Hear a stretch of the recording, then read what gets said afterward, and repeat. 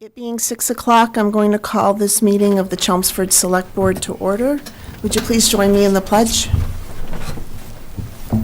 I pledge allegiance to the flag of the United States of America and to the republic for which it stands, one nation, under God, indivisible, with liberty and justice for all.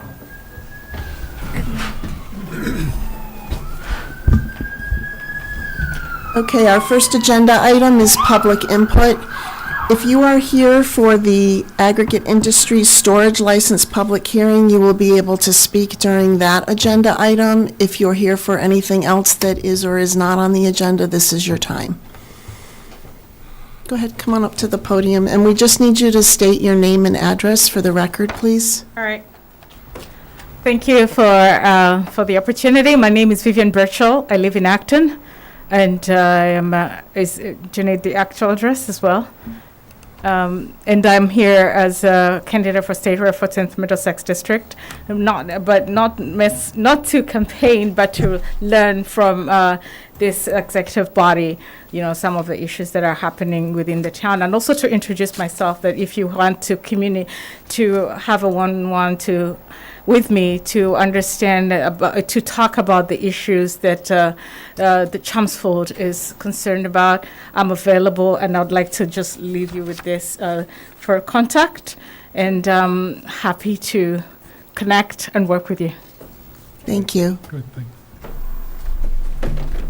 you. Thank you, sir. Good luck. Is there anyone else who would like to speak during public input? Okay, seeing none, that takes us to our first agenda item, which is the license for New England Pie, doing business as Domino's Pizza. Do we have anyone here for that? I need you to come to the podium where the microphone is, and again, we just need your name and address for the record. Tamer McKeer. If you want to take your mask off so it's a little clearer, it's up to you, but Okay. it gets... Tamer McKeer, 118 Chelmsford Street, Chelmsford. That's Domino's Pizza. Thank you.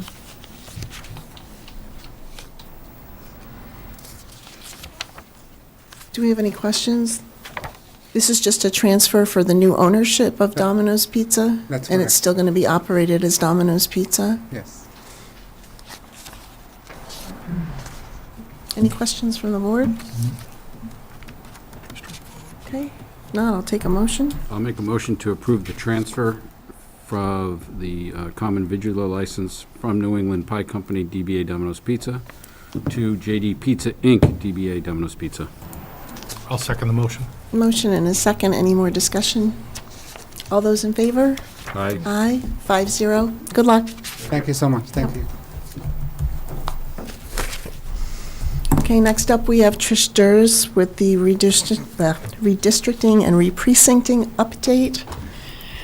Good evening, Tricia Duras, Town Clerk. I just wanted to start by saying thank you so much for scheduling that special meeting on October 8th and voting in favor of our proposed precinct lines, and then also for the letters, emails, and testimony that you provided to the special redistricting committee last Friday. We did, based on that information, we're going along presuming that there will not be any changes for Chelmsford. We're ready to proceed. Unfortunately, it's not the most ideal situation for us because we do end up with 2 split precincts, but like we said earlier, 2 is better than 4. So I just wanted to show the draft map, which will be very close to being final for your approval at a later time, as long as there are no changes from the Special Legislative Redistricting Committee. So this might be difficult for people to see at home, but if they can, we'll make sure it's on the website so people can zoom in and look closer at the streets. But this map has the overlay of the streets with our proposed precinct lines. The colors show all of the different divisions of the precincts. We're starting at the north with Precinct 1 being in the pink. Precinct 2 is that salmon color.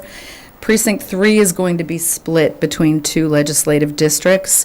So we're going to have 3A is kind of this strange shape. We have this triangular shape on the Westford border, and then this right above Route 3 will both be considered 3A, and that will be in, which district is that, Tom? District, which one is Tom's? 16? 16? Is Tom- Okay, yeah. so that will be Legislative District 16. And then 3B is this area here, and that will be Legislative District 2. This is the old boundary for precincts 7 and 8, which we're bound by, and we weren't able to change.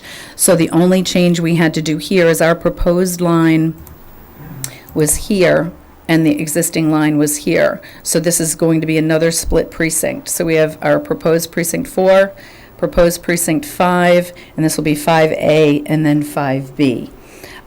So this area here will be District 2, and 5B will be in District 16.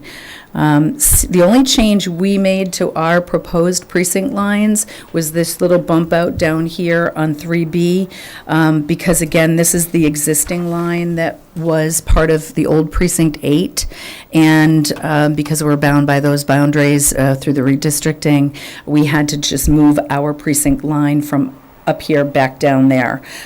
So in order to avoid a third split district. So then we continue on with our numbering. So it's 4, 5, 5B, 6, 7, 8, 9, 7, 8, 9, 10, and then 11 is South Chelmsford. The way we're looking at these additional precincts voting would be precincts 1, 2, and 3 would vote 3A and B, voting at the senior center. Precincts 4, 5A, 5B, and 6, also 7 and 8, voting at the McCarthy Middle School large gym. We may have to still use the small gym with the split precincts. We'll figure that out logistically later. And then precincts 9, 10, and 11 voting here at the town hall in the gym. Does anybody have any questions, comments? And Paul, for the public, the recent article that was published said they're looking at finalizing these this week? This At the Thursday, state level? the House districts will be scheduled to be voted on Friday, and the reason for that is that they want to leave sufficient time to send it to the governor, who would then have 10 days to veto it. If the governor then would veto it, they want to have the districts finalized before November 8th, which, because the House members have to live in their precinct 1 year prior to the date of the election. So that gives them a few days of wiggle room in the event somebody had to change their legal residence.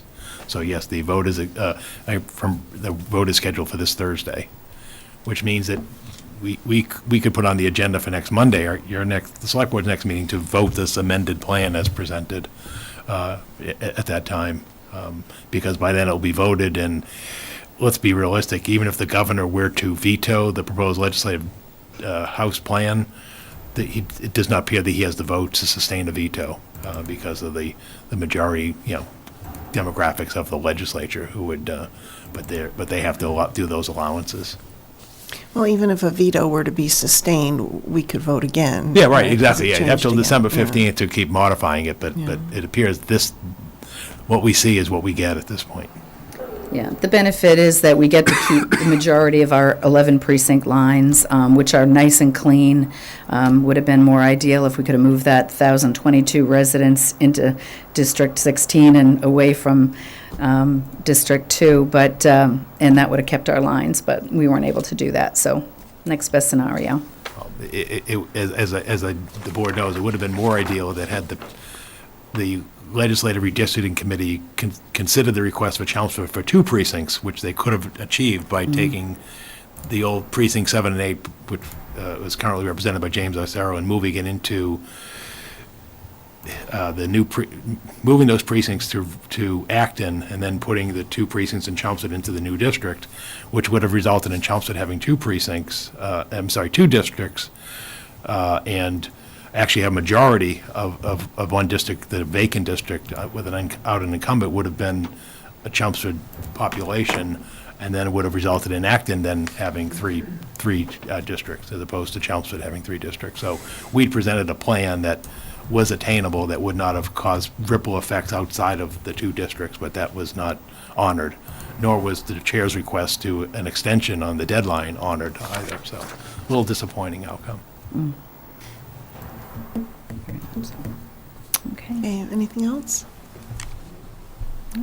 Thank All you, right. Tricia. Thank you. Have a good night.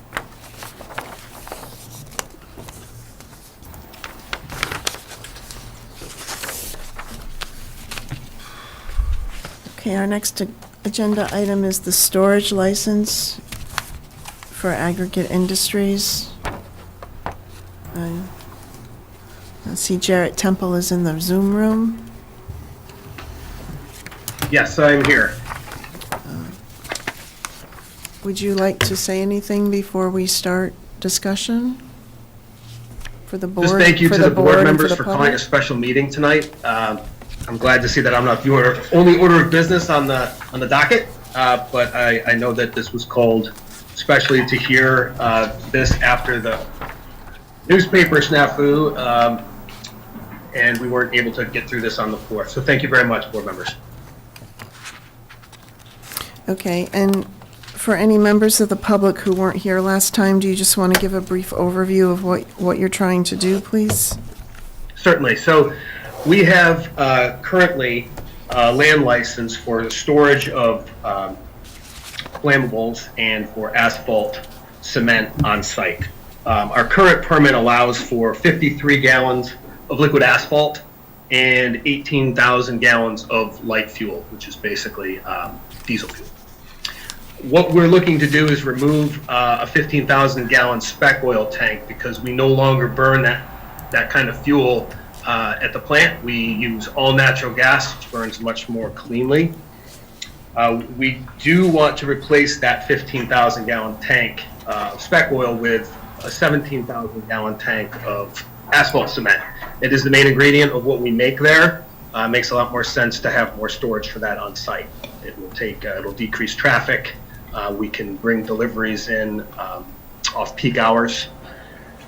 Much better for everyone involved and of course our close by neighbors. We are going to be swapping out another asphalt tank that is older and replace that with another 17,000 gallon tank. And the reason that they are not the same 15 and 15 is the manufacturer doesn't make that size tank anymore. These 17,000 gallon tanks are what they make. So we went to the State Fire Marshal's office and they recommended that we build in a buffer of extra gallons. So if we encounter this in the future while we're trying to, put more efficient tanks in, we don't run into this problem and have to go through, this exercise and use the town's time. So that is the reason for that change. So ultimately, this license will ask for 80,000 gallons of liquid asphalt and 5,000 gallons of light fuel oil. And I'm happy to answer any questions anyone has. Does the board have any questions? Could we hear from the fire chief? Or is he available? 'Cause I know he had to approve this, right? I don't see him on the call. Chief Ryan was on site. We gave an actual a special tour Yeah. and showed him exactly what we're doing. Mr. Cohen's checking to see if he can get him to join the meeting. Are there any other Great. questions from the board? I mean, was your permit pulled already? I mean, this is an application to get it. Yeah, this is an application to change the license. But I mean, we should have a recommendation from him.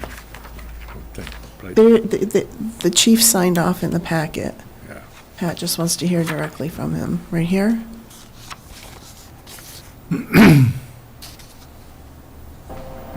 So I have a question. What you're effectively doing is increasing, I see that you're decreasing the light fuel storage by 13,000 gallons to 5. The asphalt storage is increasing to 80,000, which is a net change of 27,000 additional gallons of asphalt. So can you help me understand how that results in less truck traffic? Are you planning to increase production along with that? No, production will not change at all. I mean, frankly, based on our air permit, there's no way that we could actually run that plant to the capacity that the permit allows. No, this will only help us with our inventory of the products that we use the most.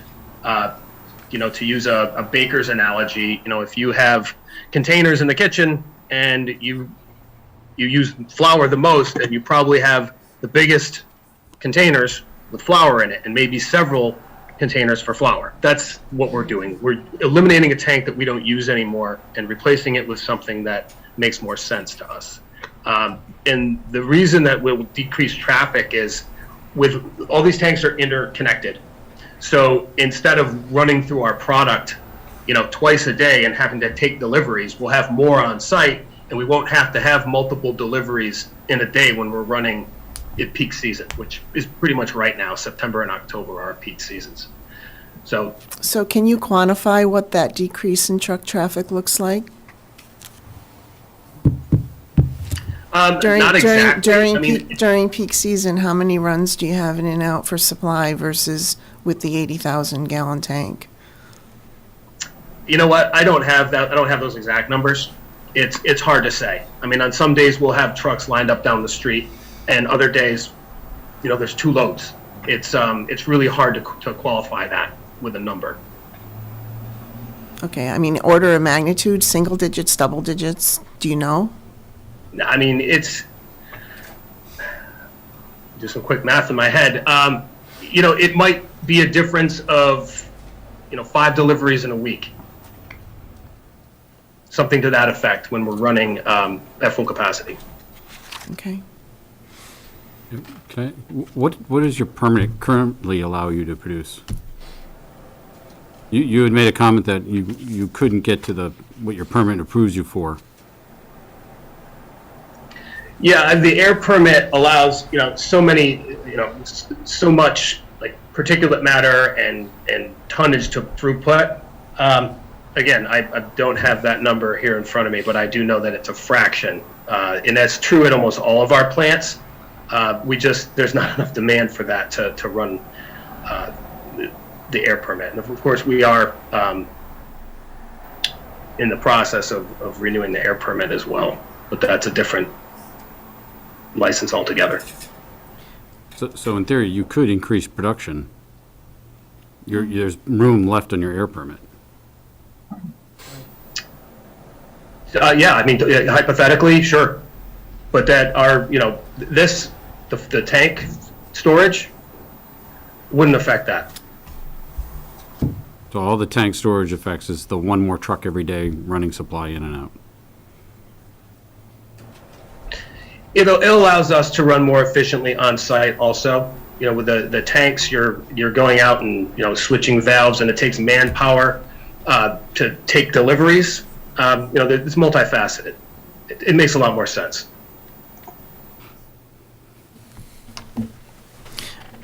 Are you looking for any changes with you said you're reapplying for your air permit. Are you looking for changes in that as well? What's the impetus for the air permit redo? That's a completely separate matter that I'm not prepared to discuss tonight. I'm sorry. Okay. So Jared, we recently had an air quality report that evaluated the area around where you are. I guess is using that as a baseline, would you be willing after, if this is approved after the installation, to fund another air quality testing round, maybe say 6 months or whatever the next active season is for your facility? Yeah, of course, we'd be willing to discuss that. And just like I said, I don't want to get too deep into the particulars because I'm not prepared to talk about that. But I can tell you, as part of the new air permit, we're investing almost $2 million in upgrades and more efficiencies. And part of that is a blue smoke system that costs almost $1 million that decreases the amount of odor and particulate matter by an order of magnitude. When do you expect that to be done? That's a great question, because our permit is already being reviewed right now. And the DEP has had a rough time lately. They've lost 3 employees in the Northeast region, so they're having a little trouble with the timetable. So we were hoping to have the installation of all that done in the off season, so between November and say March. But I'm not sure if that timeline is going to hold true, just based on their backlog at the DEP. If we could just break from the questions for Jarrett for a moment. Chief Ryan has joined the call, if you'd like to ask him your question. Okay, He's in the Zoom room. Thank you for joining, Chief. Good evening, board members. Yeah, so Chief Ryan, I just had, just general questions about any anticipated changes that you would see with this increase. Is there anything that we'll see different, or anything additionally that you will have to do as far as addressing whatever happens at the facility? If it gets approved tonight, the application will go to the state because of the size of the tanks. The state fire marshal's office will take it. They will be the ones who will be approving the installation of the new tanks. And then we will sign off on it. And then when the tanks are installed, we will be there for the final inspections with the state. As far as changes, I think the changes are, when we had a tour about a month ago, with the legal settlement and the anticipated changes they need to make to their ventilation system, especially with the odor, I see improved conditions at Aggregate. Especially with the odor concerns the odor issues we've had in the past. Okay. I think that's all the questions I had. Thank you. Thank you. Any other questions for Chief? Thank you, Chief. Thank you, board members. Jared, I had a question to follow up from when you were talking about the air permit and you're putting $2 million of upgrades in for a blue smoke system and efficiencies. I'm just trying to understand. I mean, a company doesn't invest $2 million for no purpose. So is that toward more efficient operations, and or is it toward increased production? Is it? Production will not increase. Nothing in the new air permit will allow for more production. It was an older air permit from 2010, so it's being upgraded, and the systems that we're putting in help us run more efficiently and are more environmentally friendly. Efficiency typically relates to additional throughput. That's where I'm having a little trouble here. Well, I'm sorry, because that's not what it translates to for us. Efficiency has to do with manpower. It has to do with, in a typical plant like ours, they typically only have 4 or 5 employees there, and there's a lot of work to do. So when we're making our fuel deliveries more efficient, that cuts down on the amount of man hours that have to be used doing that, and they can fulfill their other duties. Those are the efficiencies we're talking about. And frankly, having a 15,000 gallon storage tank sitting there useless, taking up space, is inefficient. So replacing that with a tank that we will use and allow us to store more of the largest ingredient we use. It has nothing to do with more product. You're not going to see more truck traffic. If anything, you're going to see less, as I explained. So I'm sorry if I wasn't clear about that in my initial explanation. Any other questions from the board at this time? So I just have one more question. So Jared, I was there for that walkthrough that the town manager and the police and fire chief also, and you had mentioned at that time that you have set up some kind of system for the neighbors to contact you. Can you tell people how they could do that, and how you react, how you respond to their comments and feedback? Absolutely. So, as part of this, stakeholder relations is a really important part of our business. we like to be contributing members of our communities. And in a plant like Chelmsford, we have neighbors close by. There are condominiums and apartments in close proximity. So we wanted to streamline the process for complaints or comments. So we created an email address just for the Chelmsford town residents to be able to contact us with questions, concerns, comments, anything. That email address is chelmsford.us@aggregate-us.com. And since we implemented this several months ago, we've actually had great response. Just last week, 2 different neighbors had reached out and said, one complaint was Jake brakes. It's a safety measure on trucks, but it's really loud and it's disruptive to people who live close by. So when we got that complaint, we reached out to all of our third-party operators, the drivers, and we asked them to stop. And there were 3 different measures we took in communication, and we put up signage on site. And I followed up with that resident 10 days later, and she said it stopped, and then she hadn't heard it again. So that was a victory. Another one was hearing a grinding noise, and we think that is truck operators using the vibrators in their truck. After they unload a load of stone, they'll hit the vibrator in their truck to bang out whatever's left in the truck. And on days when it's really still, there's no wind, not a lot of ambient noise, you can hear those kind of things. So we've actually asked our truck drivers to refrain from doing that. And again, it made a positive result. So we think that this streamlined process will help us improve relations with our neighbors. So thanks for the opportunity to talk about that, Pat. Thank you. So how did the neighbors find out what that email address is? I mean, I just tried to write it down as you were saying it, and I didn't get it. No, I'm sorry. And this was fantastic as well. So we reached out to Paul Cohen's office, and we asked if they would be willing to put it on the town website, which they did. So it was on the town website. We also did a mail drop of about 5,000 pieces to all the residents within, I think it was within a mile. I don't hold me to that number. It was close. We did, we used some calculation by the company who does these things, and we made sure that anyone within proximity received a letter with that information on how to contact us. Okay, thank you. Thank you. Is everyone okay to open up the public hearing? Mhm. Okay, is there anyone who would like to speak? And again, I just remind you to state your name and address for the record. Mr. Hall, I see you in the Zoom room. We have one person here in the room who's going to speak first.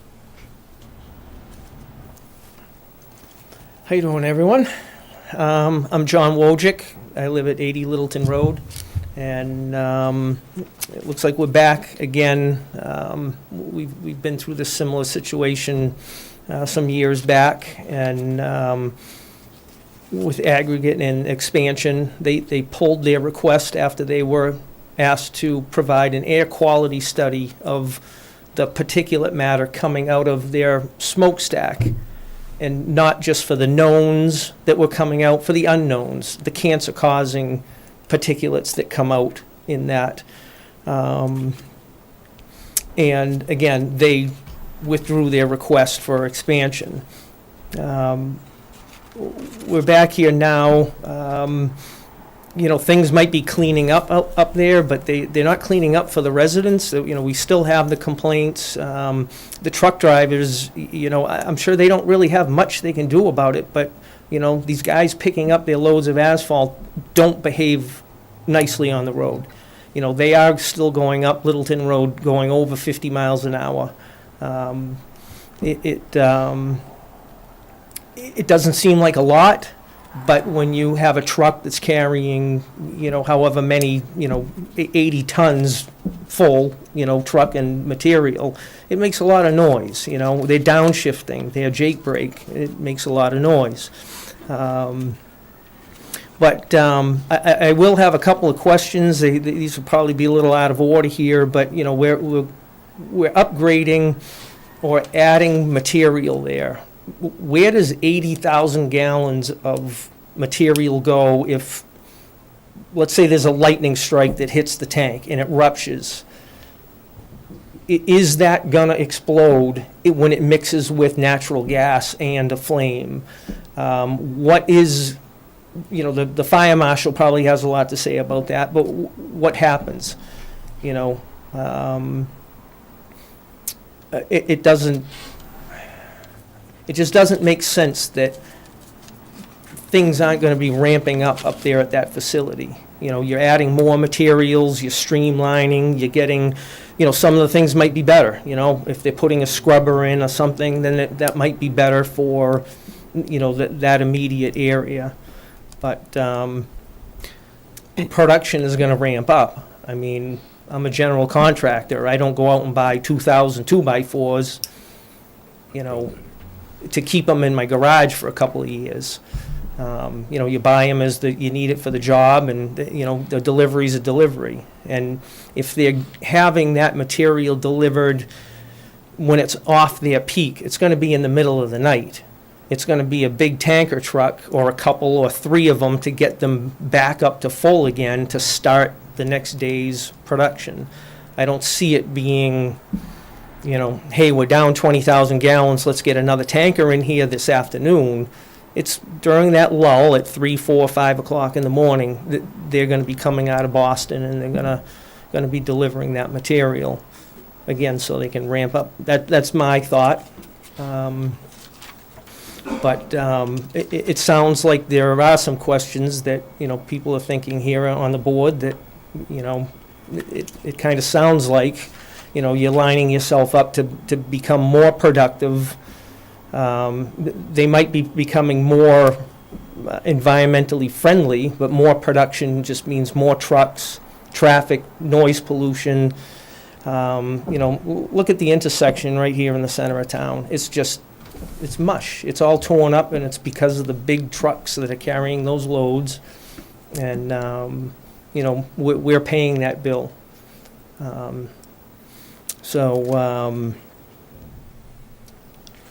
I'm having a hard time grasping even being here after, I don't know the whole story of why they were fined. To me, it seems like a pretty hefty fine. I just heard pollution and fine. And now we're they're looking to get bigger. And, you know, bigger means more production, and, you know, what is going to be getting into the air. And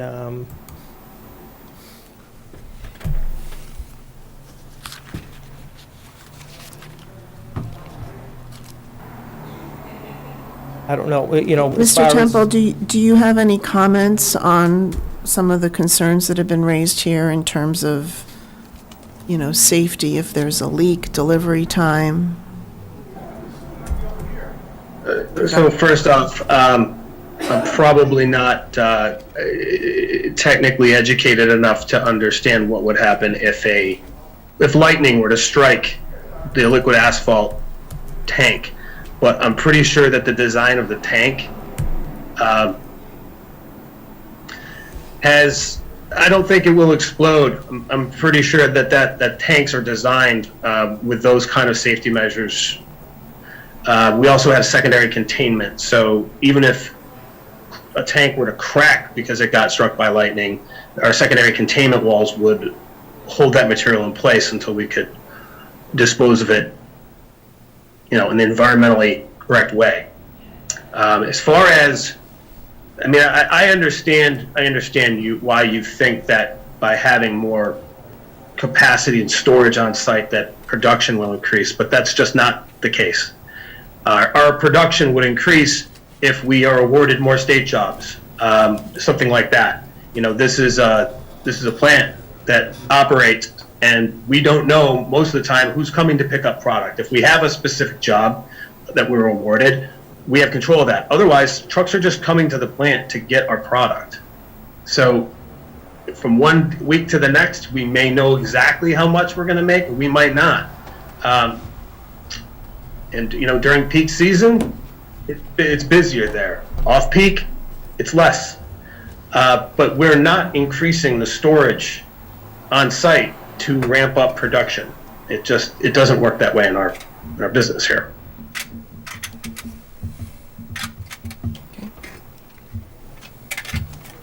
Do you have anything else?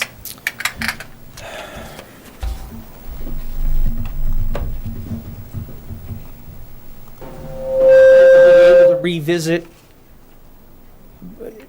their all-night operations. There were questions in the past that, well, we can't hold them. I've been in this town my whole life. I've grown up with this plant, and as long as I can remember, there was the ordinance where after the 11 o'clock hour, any trucks that were visiting that plant had to exit into Westford.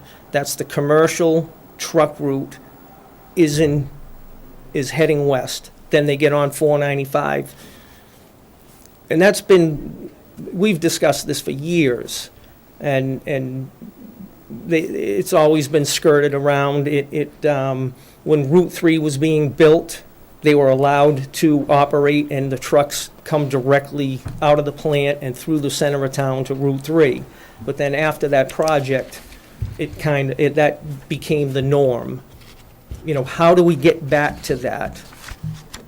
I know I've spoken with the chief and the traffic lieutenant about this. They all know there was something there. And again, we've discussed that ordinance of leaving that facility and going west. How do we get back to doing that? If we're granting new permits, then it's a whole new slate here. Let this work in for us, and say, limit these trucks, exclude these trucks. We can't tell them they can't drive on 110, but the plant can say, in order for you to get your material here, you've got to leave and head west. That would go a long way. That would protect us if they do get state jobs that are going to run all night long paving the roads. Generally a state highway gets paved in the middle of the night. And, every single one of those trucks is coming by my house at night. So I gotta ask a question. Are you changing the subject? No. Okay. No, it's along the same lines. And this is, I guess, to Jared, because obviously, it's all about being good neighbors to each other. And I've sat out, when a meeting ends in the parking lot here in front of Town Hall. Last Thursday night, we had the master plan committee meeting. We were out there at 10 o'clock at night talking, and the asphalt trucks are going by, and I don't have a radar gun, but they're flying, and they were hitting Jake brakes. And one was going by about every 7 minutes. I was timing them. And so, sort of along with the question you're getting here, is there anything we can do about that? I know the trucks aren't your problem, but they're definitely our problem as a result of your facility. And I'm just wondering what can be done, if anything, along with the same questions you're getting from this gentleman here. Oh, that's a good point, right? There's because it's not just our plant. There's another asphalt plant in close proximity, Newport's plant. So, I get it. It's kind of a double whammy for the town. Excuse me, Newport's plant is on the other end of town. Okay, so you're sure that those trucks weren't coming from? They come down 110, because I saw one as I was yours. leaving. They come down 110 and they take a left there, or they take their right onto 129, come right by Town Hall and head out to Route 3. I actually got my car that night and I followed a couple of them just to see where they were going and coming from. Okay, I'm not evading the question. I just wanted clarity on that. Again, you're right. We don't have control because those aren't our trucks. We don't ship the material. We just produce it. So they're all independent trucking operators that come. And we tell them the truck routes that we want them to use. It's hard to enforce. Once they leave our property, we cannot force them to do something. When they're on our road, On Oak Street, with the Jake brakes, it's a little bit different because we can address them right there. If they're using the Jake brakes and plant manager walks out and says, hey, we're asking you not to do that. You're disrupting the neighbors. It's loud. Please stop. That's different. Then they're confronted. They're coming into our property, and they have to be accountable for that. Once they leave, it's very difficult. I mean, I wish there was a magic bullet here. Well, let me ask you the question a different way.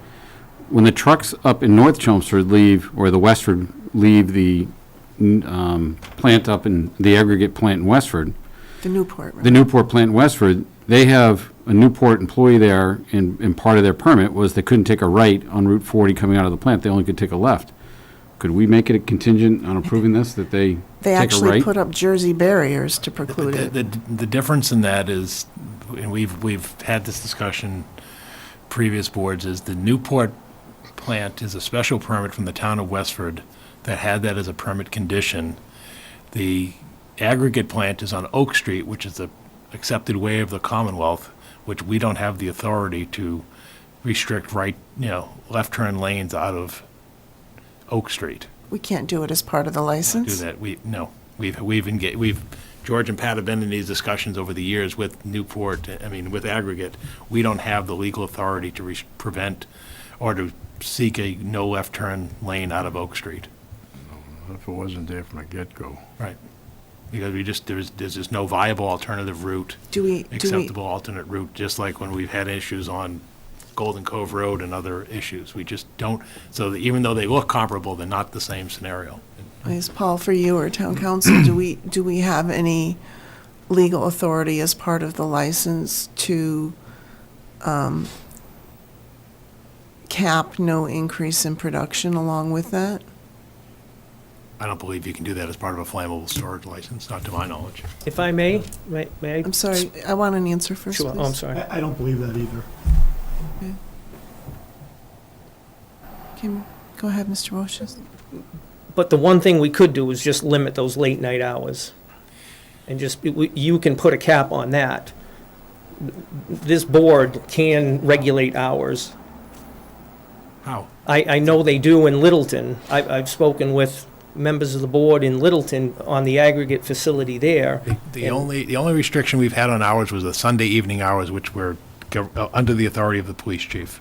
And, again, I looked at Pat and George because we've been through these discussions for 15 years.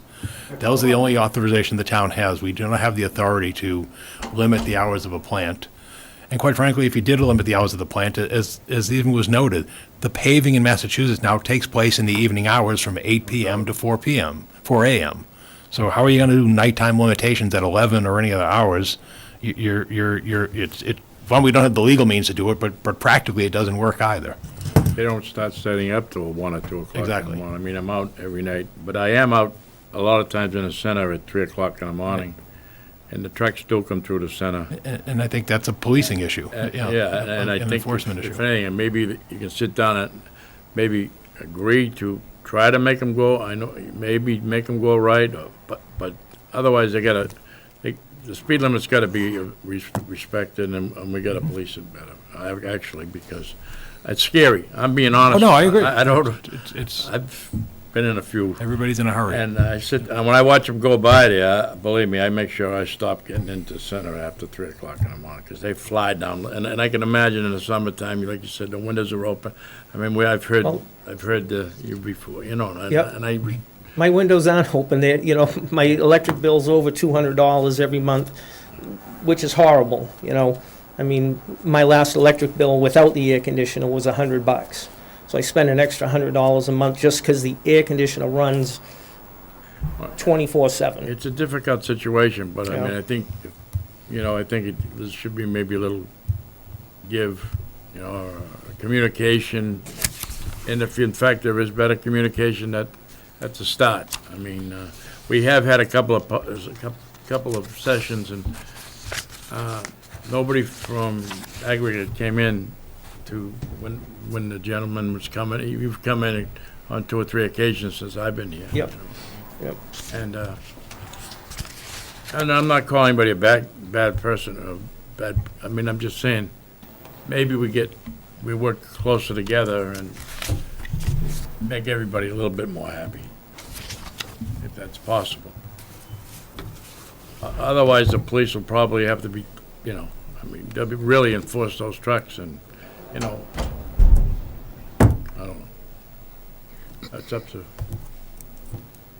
the chief, I guess, and whoever, but hopefully we can resolve it, because it is a dangerous situation. I mean, I think I was with you when we were leaving here and they were going. It was very early in the evening, so. And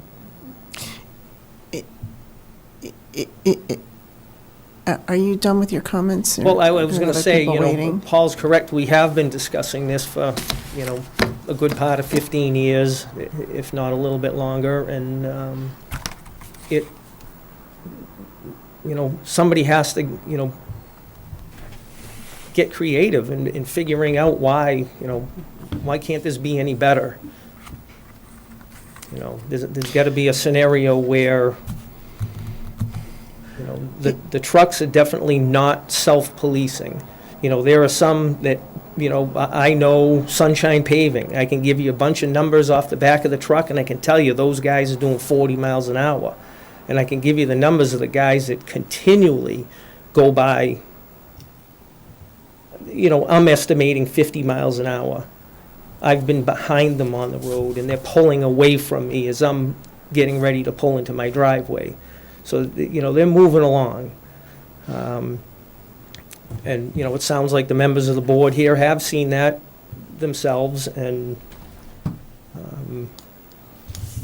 so this is we got a little bit of everything here that just all stems and goes right to that facility on Oak Street.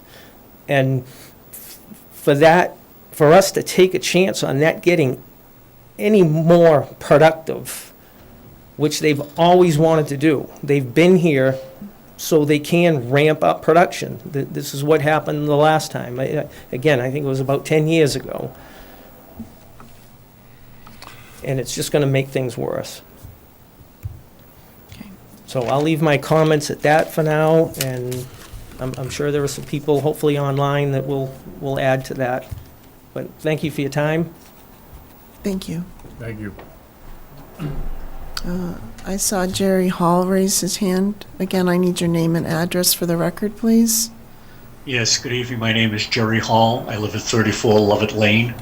And as the board members know, my hot button is air quality. I would like to thank the board for completing our air quality study successfully. I'd like to see us probably do another one. I admire this man's courage coming before the board, asking for permissions when just recently they were fined millions of dollars for bad behavior.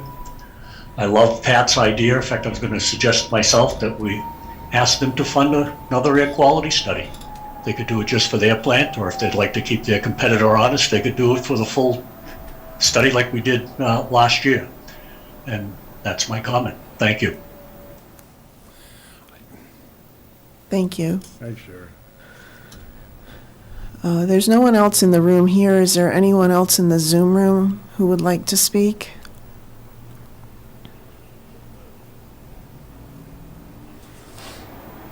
Okay, any other comments or questions from the board at this time? I have one, but go ahead. I do too. Go ahead. My question is maybe we're asking the wrong questions about production and so forth. If you are increasing your capacity from 53 to 80,000, does that allow you then to get the state jobs that you're trying to get so that you can supply them with the material that they would need to continue operations during the overnight hours? No. So there's no tie-in to increasing your evening output in order to, satisfy a state requirement to, which would cause us to have more trucks at night and so forth? No, I mean, the reality is if we ran this plant 24/7, 365 days a year, we wouldn't get near our capacity. How many times do you turn over 80,000? Do you turn that over daily, every 2 days? Unfortunately, it's a good question. I handle environmental matters in estates. That's more of a operations question, and I do some quick math in my head, but on a given day, I just don't want to give you inaccurate numbers. So I'm not 100% sure on that number.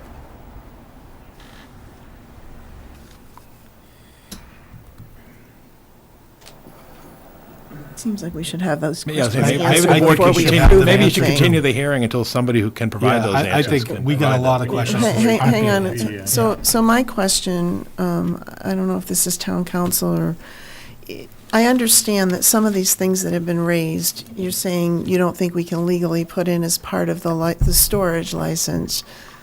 If aggregate were willing, is it possible, and kind of what George was saying in terms of working with the community to formalize some kind of memorandum between aggregate and the town of Chelmsford, saying that, they agree in good faith to work with their property and the trucks that are getting their supply from them to turn right, that they agree, to work, that they have no intention to increase production at this time. I mean, put some of this down in writing, because if they're really standing behind that, can they put it in writing for us before we approve this? And certainly if the applicant is willing to do that, then that's allowable. The only limitation for the board is any permit that it issues, has to include conditions that are not arbitrary and capricious. They have to be related to the subject matter that the applicant is seeking a permit for. In this instance, it's, for storage of hazardous materials. It's not for a special permit to actually operate the plant under your zoning bylaws. So a lot of the conditions that you could otherwise impose as part of a special permit aren't really available in this process. But anything the applicant is willing to agree to and sign a memorandum regarding is certainly fair game. Okay. Mr. Wojcik, did you want to say something else? He's not related to me. It's pronounced differently. Oh, how do we pronounce it? Wojcik. Wojcik, sorry. I know I always get it wrong. Pat's my relative across town. You have to phonetically spell it for me.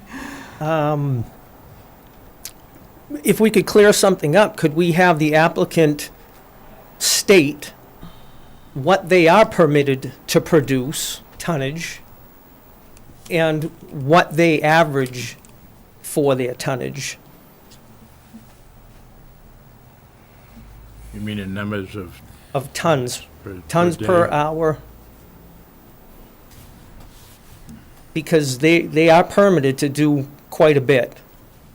So they're limited on production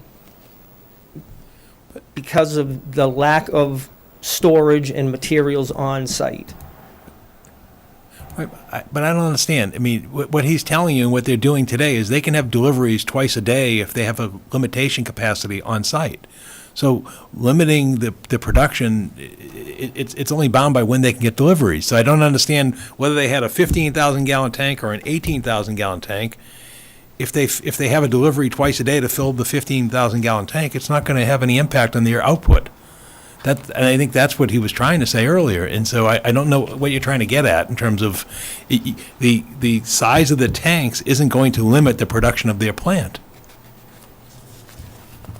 What's limiting the activity of that plant is the air quality permit. So you have a plant, and you have 4 empty silos and 1 full silo. Mm-hmm. And then you have 4 empty bins of aggregate, and you have 1 full one. Mm-hmm. You can only produce so much Yep. if you just keep filling those. But if you start with 5 full bins and 5 full silos, you can maximize your output throughout the day. Now you're bringing in tankers that are refilling 80,000 gallons as they're just produced. Now, this would be for a big job. This would be a highway job or something. Mm-hmm. But the way I see it is they've never been able to reach that plateau of tons per hour produced because they can't get the materials there. It takes trucks, it takes manpower. So you're saying that there are a lot times during the day when the plant is down operationally because they don't have material? That I don't know. But all what I know is we've touched on this before, and they can't get to that 350,000 tons. And I will just offer to the board too that I spoke to the health department today, and this was short notice for them. I didn't think to invite them earlier, but the comment that I received was from their perspective, what's important to understand is if the increase in storage license is going to translate to more odor, more truck traffic. So that was kind of why I was probing at some of this too. And if we are going to continue the public hearing, maybe we invite them.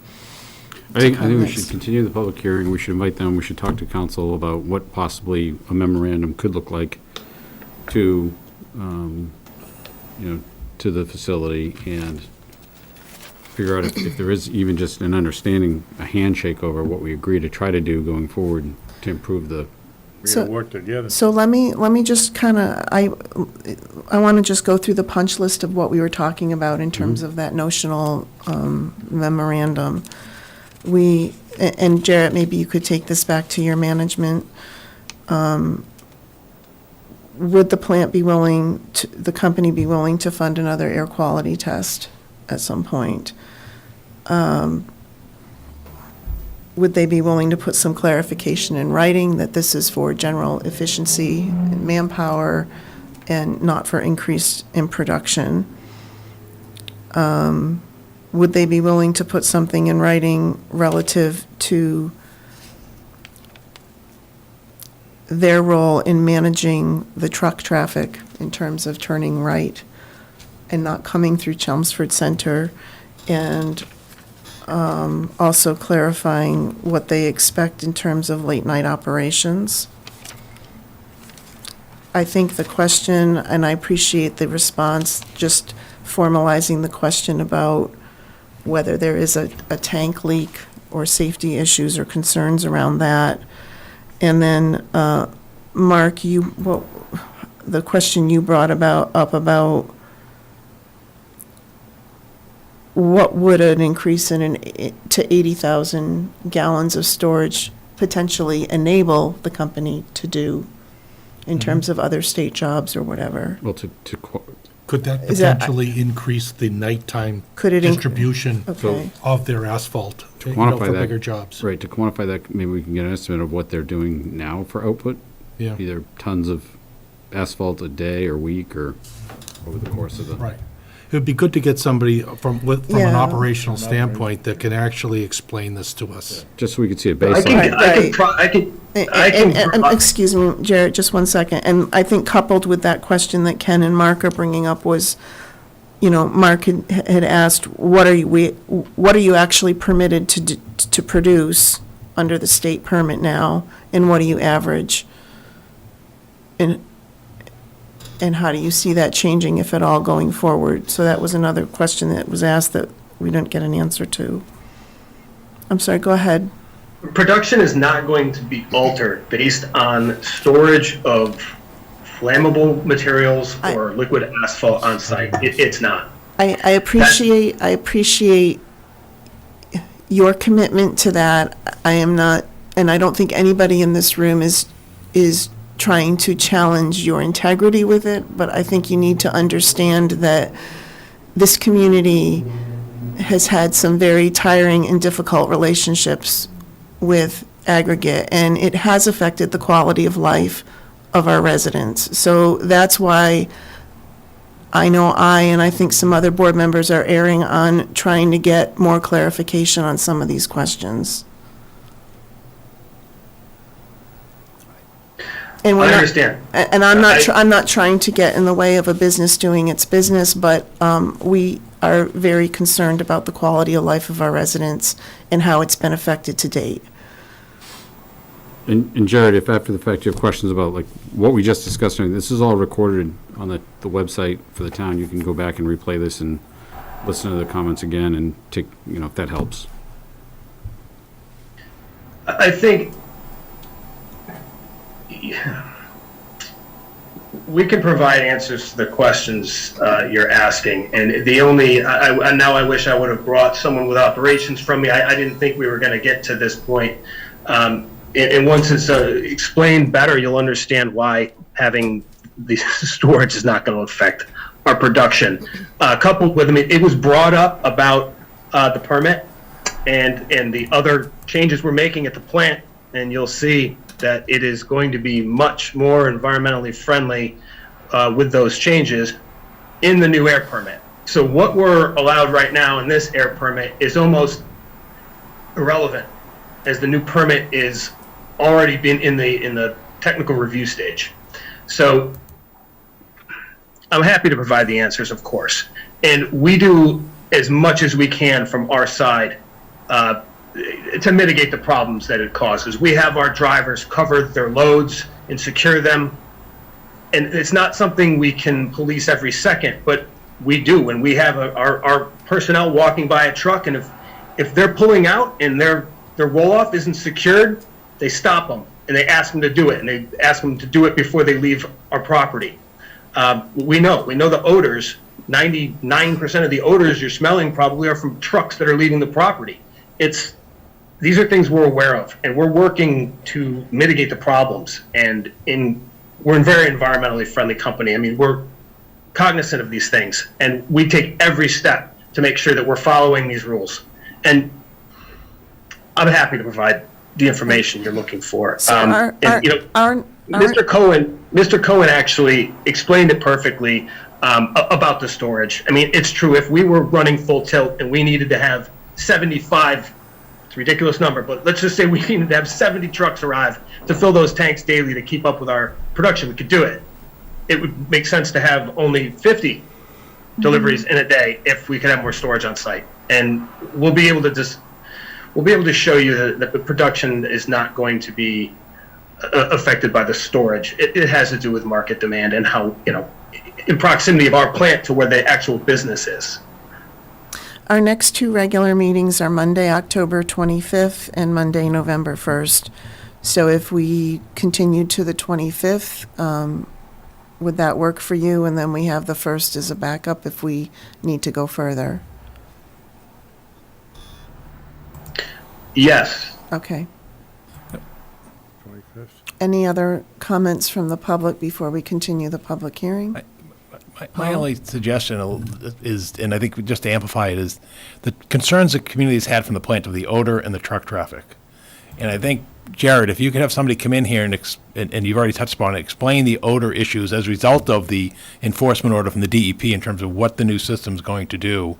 Because when we were on the site, it was explained to myself, the police chief, fire chief, and Selectman Wojcik that the air quality issues and the odor issues would be significantly mitigated with the new air quality permit. That would be helpful if you could explain it.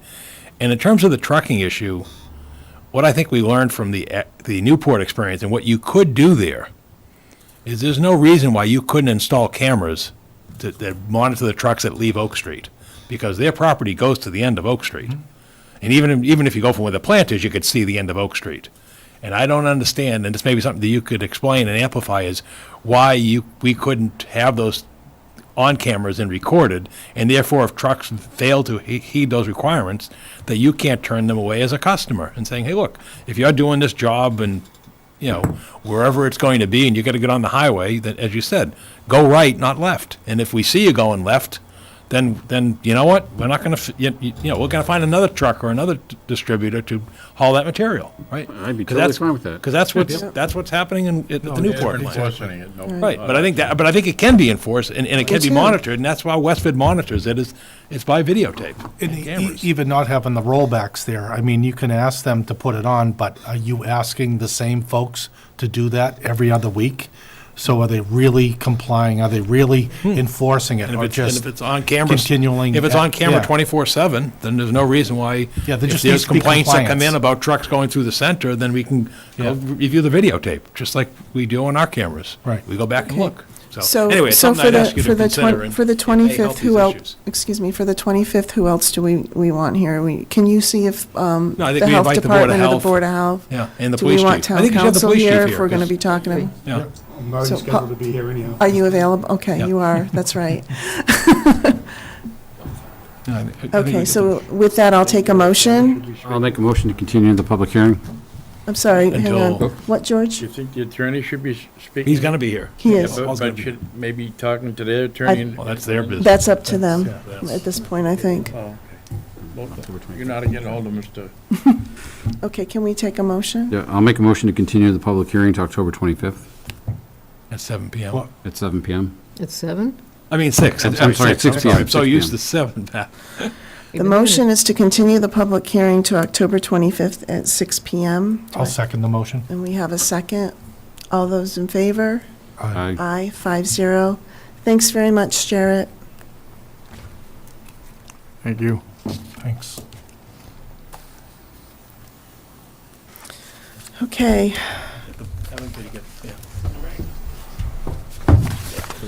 so that brings us to our joint meeting with the planning board. I'm going to ask the planning board to come help populate the table here. Does anybody need, you're recusing yourself? Do you have any you want us to cover for you? Okay. So while people are coming in, for the record, Board Member LaFave is recusing himself from this portion of the meeting.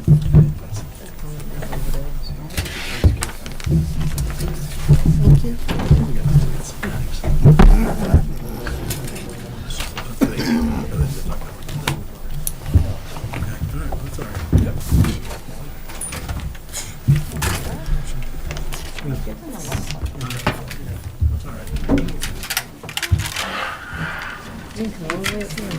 How you doing?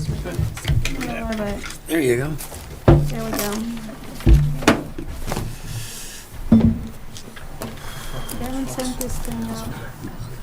Let you know, he has, not coming out till tomorrow. This is the cleanup of the. So we don't have it. We don't have it, but I Oh, okay, can that's speak fine. briefly to it. You get to speak to it then.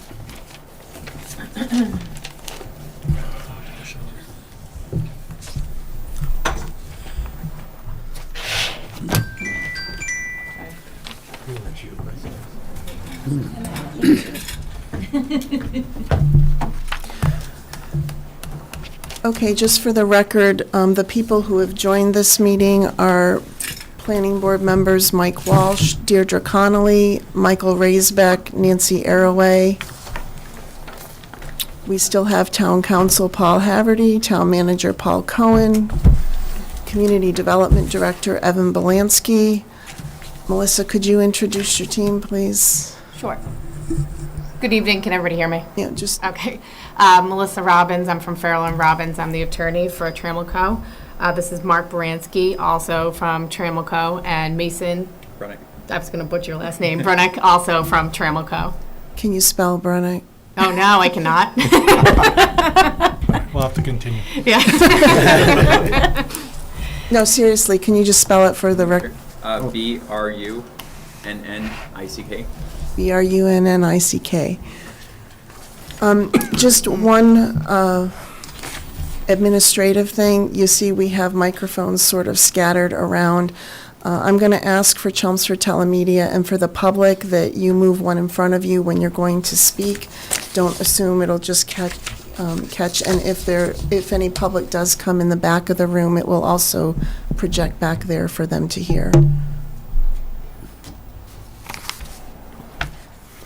Okay, do you want to introduce this, Melissa, or? Yes, I will. Okay. Good evening. I want to thank both boards again for taking the time out of their schedule to come this evening to go through the proposed overlay. We've actually made quite some progress with the planning board. I think we've met 3 times since the last time we've met with the joint boards. We've gone through the overlay, really into some of the more substantial sections. I've worked with town council and with Evan Belansky to try to fine tune some of the issues. We're actually going back to the planning board again next week with some of the revisions they had asked for. We've gone through some exercises of comparing some of the underlying zoning to the proposed zoning and some of the structural issues. So I think we've satisfied a lot of those concerns, and hopefully for the next meeting, we can satisfy some of their other concerns. One of the bigger concerns is parking. We're trying to address that now by trying to find additional parking on site. It's an issue for the planning board, it's an issue for butters, so we're trying to address that as we come back with the next overlay. I think probably the overlay is not in a position for the Board of Selectmen to take a look at. I think that probably would be best suited once we get a full support from the planning board. We can come back with the Board of Selectmen to the next joint meeting and just make sure that the Board of Selectmen has no comments on that. I think the biggest item that I'd like to discuss with both boards here is the status of the development agreement. I think I had mentioned at the last joint board. Could I ask one question? Oh, sure. Before we get into the development agreement, the last time the joint board left, the overall timeline was up in question. Have you guys talked more about that? Yes, and I know that Mr. Shanahan couldn't be here, and I think that Mike probably have to stand up as chair. I hope that we do have 4 members of the board, but at the last planning board meeting, there was a schedule that was put forth by the board. I do have a copy in front of me, so I can read through it if you'd like. So they already have had some of these meetings, which was October 6th, October 13th, and October 19th, which is this evening, to have this joint meeting. The next meeting will be next week to have the final touches on the zoning overlay. The focus will be then to have a public hearing on the zoning overlay, the November 8th, 9th, or 10th. Those are the dates we're looking at for the actual opening of the public hearing at the zoning board level. December. December. December 8th, yeah. December. I'm rushing it again. Thought that sounded a little sporty. November. I'd like to point the note on the plan. So yes, December 8th, excuse me. And then what will happen is we will then have the opening hearings with the planning board and the Board of Selectmen, and then go to special town meeting for, right now, January 10th. I'm sorry, open hearings meaning? We would have, the warrant would be set, and then we would go through the normal hearings with the planning board and the Board of Selectmen for those warrant articles that are on the special town meeting. I know that there's one more that's been identified for the special town meeting, but this obviously would be the larger warrant article. How do the board members and Paul Cohen, how do you feel about January 10th? It seems, if we need a 30-day lead time, it doesn't seem to fit within that schedule for you to finalize the zoning article if you're not doing public hearings till the first week of December. It seems like town meeting would need to be later in January. I mean,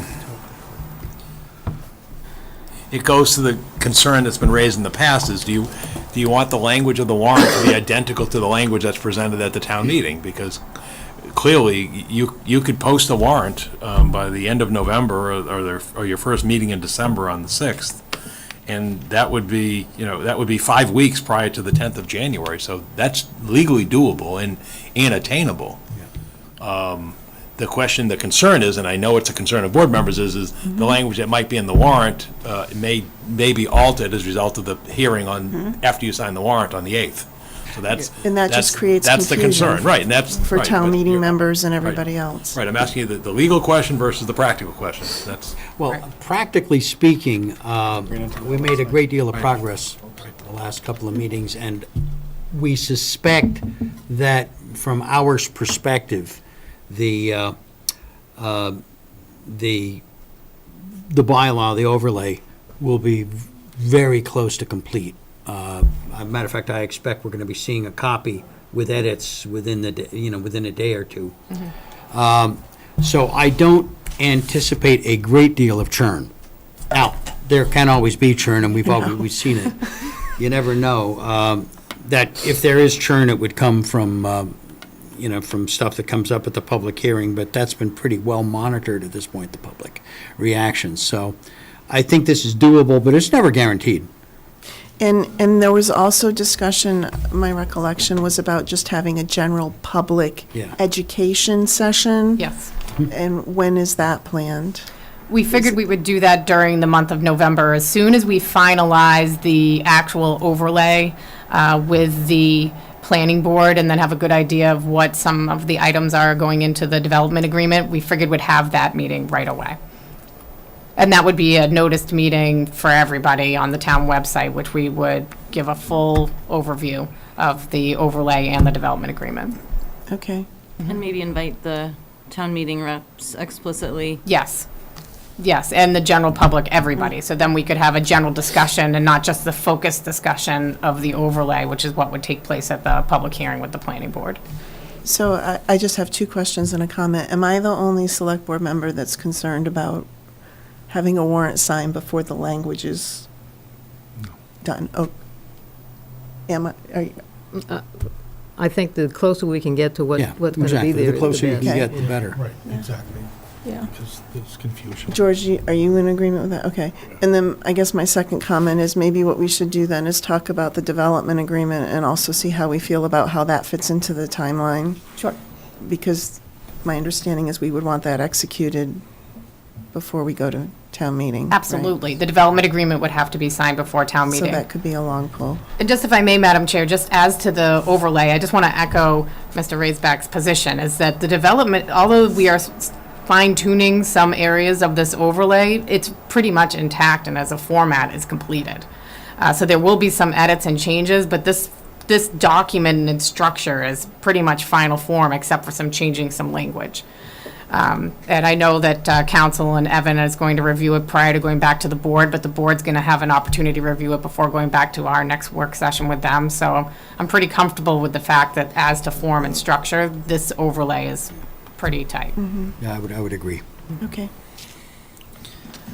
So I think we're going to treat this as a kind of a work session where we talk about the development agreement, any suggestions people have for it. I know the general concern last time around was that there's, and please jump in if I'm misspeaking, but a lot of the content in here are things that would be handled as part of the permitting process.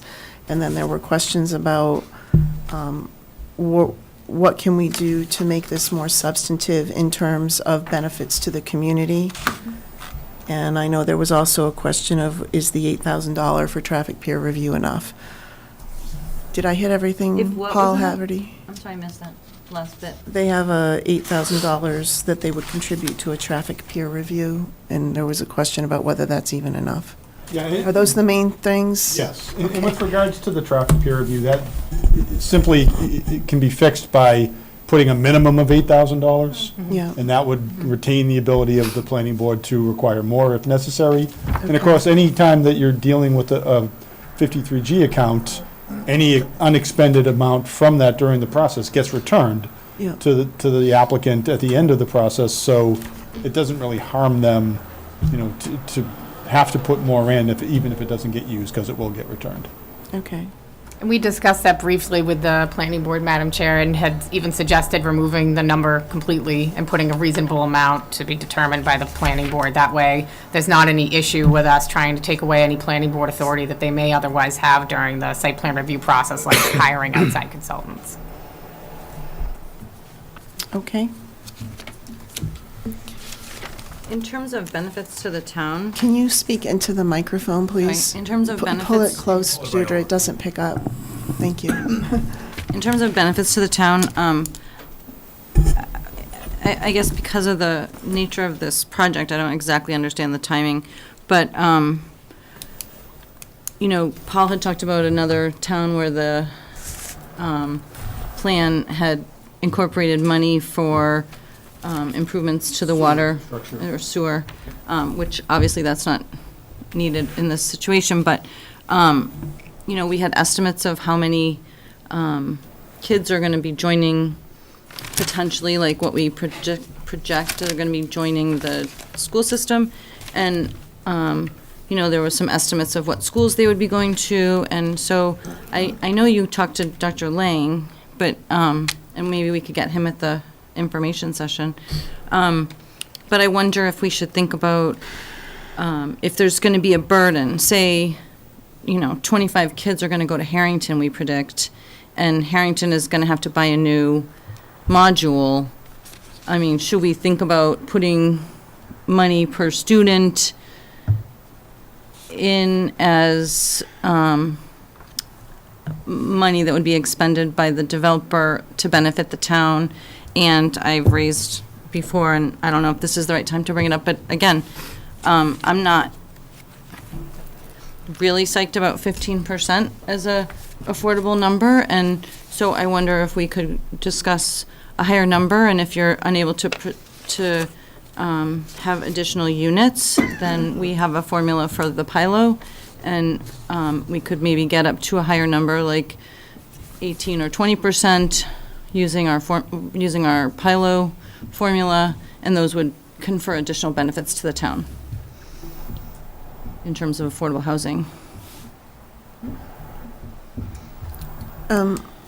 Paul Cohen, I know you had some thoughts too about the elementary school the last time we met.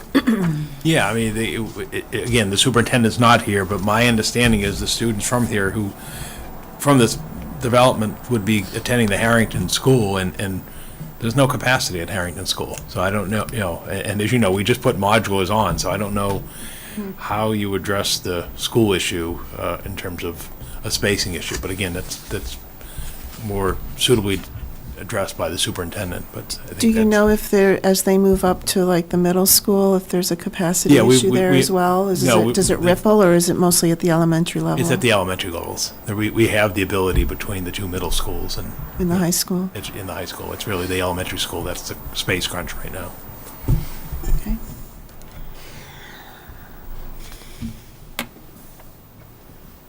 Melissa, did your team have any suggestions you wanted to bring forward?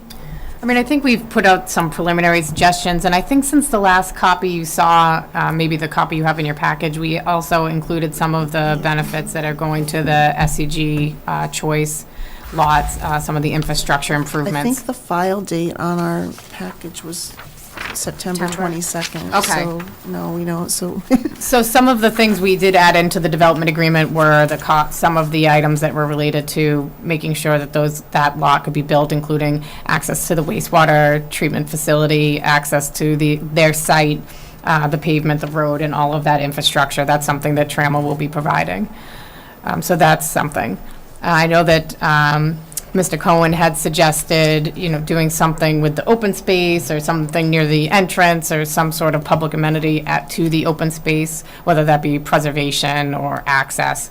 I think that's something we'd like to explore. We'd like to hear if that's something that the board and Paul would like to explore in a little bit more depth. And I had made note about a walking park or trails. Is that what you were referring to? Yeah, I mean, because if you look at who's going to bear the most significant impact from this development, it's those residents who live near or around the entrance. Because the back portion we've known from Augusta Way and so forth, they were getting their wall, and Trammell Crow's going to pay for it.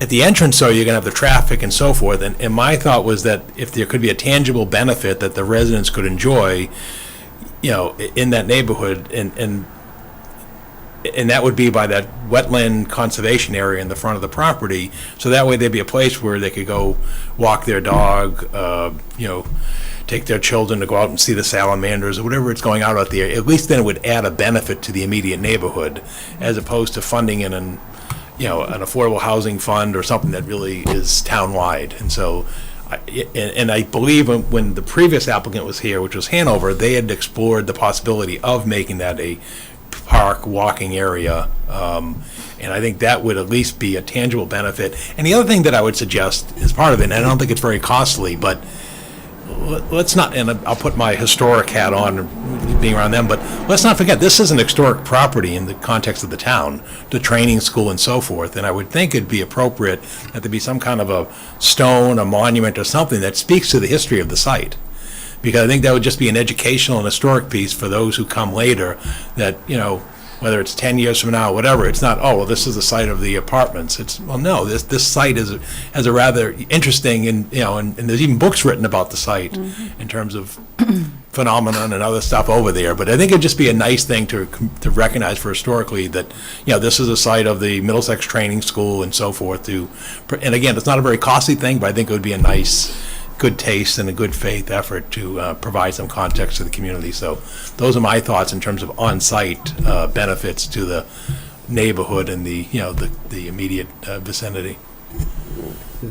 Anything else on that note? Not on that particular one, but I have Okay. some other things I'd like to bring up at some point. Let me just close out this one. Okay, go ahead, Mike. Yeah. Nancy, I'm sorry, did you have It's okay. something? Go ahead. Yeah, I was just going to ask Trammell Crow at the last planning board meeting when we were reviewing the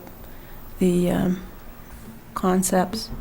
One of the things I had asked about was whether or not space could be dedicated for potential future development of additional low-income elderly housing. Has any thought been given to that? Well, the issue is that the development agreement's going to set our plan. So Understand. it'd be difficult to do future development, especially without another entity that would come in and build it to allow for future development on the site. And also, I think if we keep going down this route towards the open space, I'm pretty sure if we go down this route, what will happen is that anything that's not constructed now, other than maybe some set-aside areas for parking or something like that, remainder would be open space, which would be held in whatever way that it's going to be held, whether for parks or amenities or trails. So I suspect that there'll be no developable area left as part of that. I would agree. Okay, Mike? Yeah, one thing I did want to bring up, this has been brought to my attention by a couple of planning board members who couldn't make it tonight, was that this is rather more complicated than many projects we see, and it might make very good sense for us to put a provision in the development agreement, perhaps, that would allow for some amount of money that we could spend getting, if you will, second opinions or consulting opinions on the project. I mean, we're a board of volunteers. I guarantee you, we don't know everything. And a third set of eyes on some of the technical details might make a lot of sense, and it might not be a big budget item. You're talking about as you go through the permitting process? Well, Are you talking about like a civil peer review, architectural yes, peer you review? have things of that various nature? forms of peer review. I mean, you have the right to do that already. We have the right to do that, but it's going to be a cost. Sure. And if we can get that cost, first of all, if we can reach some agreement by everybody that this is a good idea, and secondly, manage that cost in a way that doesn't burden the town particularly, I think we'd all be kind of grateful. I mean, I don't present anything more substantial than that. That's the kind of thing that can be discussed as part of developing the development agreement. And I would imagine the development agreement is probably where this kind of contribution would go. I don't know, what do you think? I mean, it can be, but again, you don't want to put any sort of limitations on it. Right, and we could- as part of a development agreement. And again, you have the right to require peer review fees. You know, in 40B developments. Right, it's We true. have done. And we've done that. Civil, stormwater peer reviews, traffic peer reviews, architectural peer reviews are commonly done. Yes. Through that same process. So it's certainly something, you can note in the development agreement. I wouldn't put a dollar figure in there. Yeah, no, I agree with you. Putting a precise figure on it wouldn't be a good idea. I mean, as And I with some think, of these other things. obviously, and this will be something that the planning board can discuss, when it gets in front of them. Yeah, this is almost more application But phase. you would want to probably identify, at least with regards to civil and stormwater and things of that nature, and traffic, hopefully. So, yeah, well, that's, I A think, single the- firm that can actually cover all of those and help, hopefully Yeah. keep the price down rather than multiple contracts with different firms. Okay, so you've got the idea Yes. of what I'm thinking of. And it sounds to me as if the proponents might be more than willing to discuss that with us further. Yeah, we we can widen the scope of that line item to just more, instead of just saying traffic, sorry, Nan, we could Yeah. just grow, say idea. that there can be a 53G set aside for traffic, civil engineering review, stormwater, architecture, so that it's set out there Okay. and not put a number in, just a Because reasonable again, I mean, amount. this is this is bigger than the usual project. Environmental is also Environmental, another one there's another that's one. frequent, right? And given the proximity of that piece of wetland, Right. that'd probably be a darn good idea. It's a great idea. Yeah. Okay.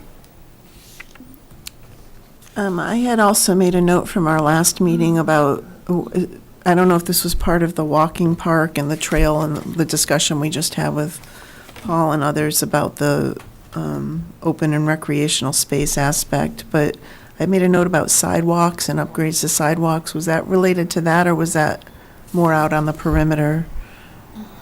The roads and the, I believe that the sidewalks and the perimeter on the roadways exist, so there really, I'm not aware of a need to expand or construct new sidewalks out along the roadways around the site. okay. You had that Although note? I think, if I'm correct, those sidewalks are on the opposite side of the street from the property.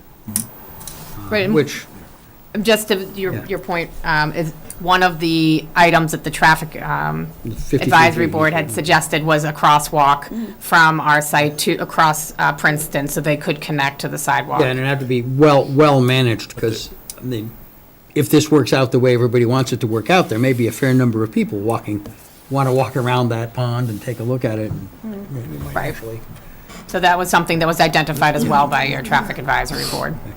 So for people who come to the property to say, let's say, walk around, Yeah. the pond or the wetlands, is there a sidewalk planned along the roadway into the property, or is there a separate pedestrian entrance? We had talked about the pedestrian rapid flash signals for the crosswalk so that people could cross from the driveway to the sidewalk that exists on Princeton Street. No, I'm talking about coming onto the property, Paul, if, Oh, on the roadway, yeah. So, yeah, you'd want that. You'd want something Madam for- Chair, yeah, we've already spoken with our civil engineers, and our intent is to have a sidewalk system that communicates throughout the property down to Princeton Street. Nice. Am I correct, there would not be any parking lot down by the entrance for anyone coming to walk around the recreational space, correct? There is not, correct. There is parking at that entry point right now, which we are actually looking at possibly moving, flip-flopping with the townhomes. so Paul Haverty, is this the sidewalk discussion, what they're planning already as part of the development? That wouldn't be part of this development agreement, that would be handled with the planning board process? Well, that's part of their application. They're proposing to include sidewalks as part of their development. So yeah, that would be something discussed with the planning board. It could be addressed in the development agreement. You could request the applicant to contribute money to a sidewalk fund to fund sidewalk construction somewhere else in town. Somewhere maybe in close proximity that would be assisted by being connected to this. I mean, that's the sort of mitigation request that is not unusual for a project like this. Madam Chair, right now it is in the development agreement. So the issue, for example, for the sidewalk or the traffic, the lights that those are in the I remember development the agreement now. crosswalk and the traffic light. Yeah, and in there. there's one additional one for a 25% study that the Traffic Advisory Board had wanted a contribution to them so that they can start that study for the intersection at North Road and Princeton. Correct. yeah. So some of those items that are off-site, those definitely belong in the development agreement. Anything that the town thinks that they want that's not 100% related to the on-site construction of this project, that should definitely be in the development agreement. That way the town's secure that they get it through the development agreement, because it could not be a condition or should not be a condition of site plan review. So paragraph 5 of the development agreement states pedestrian improvements.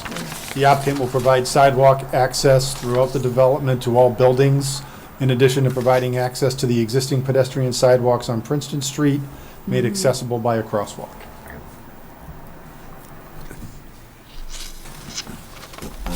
So then the only question is, would you consider contributing to the town sidewalk fund?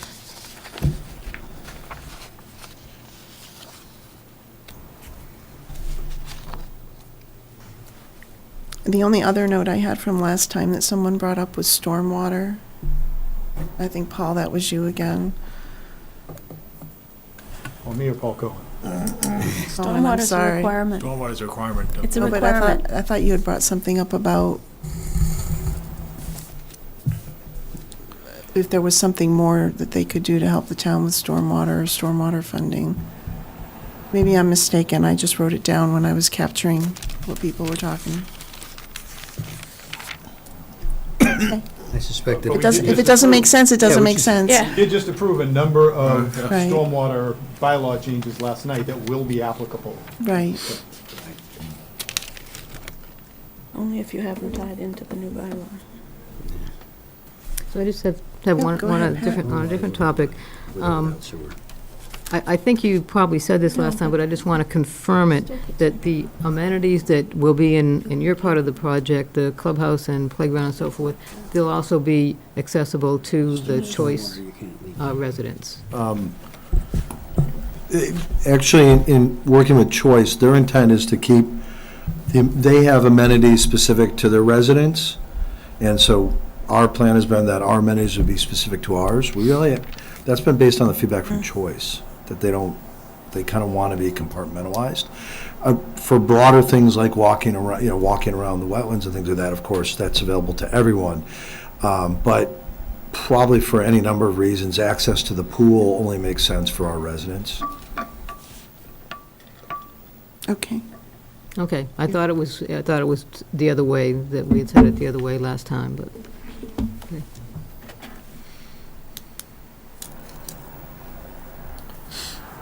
Any other thoughts? So, one item they had from last week was, it was a good discussion, was regarding the parking. Yes, That that we was didn't think excellent. there was adequate parking in there for the visitors.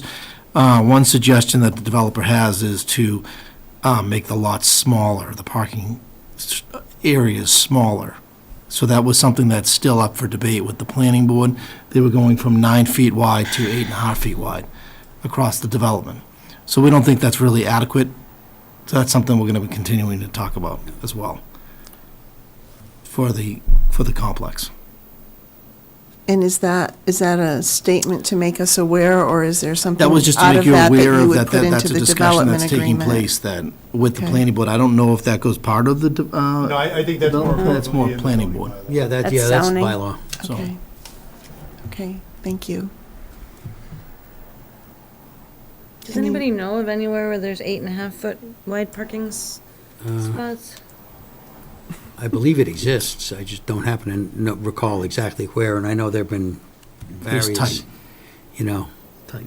There were even places at one point, 8 by 18. I think you don't see that much anymore that I know of. I don't know if you do, Paul, in any of the towns you see.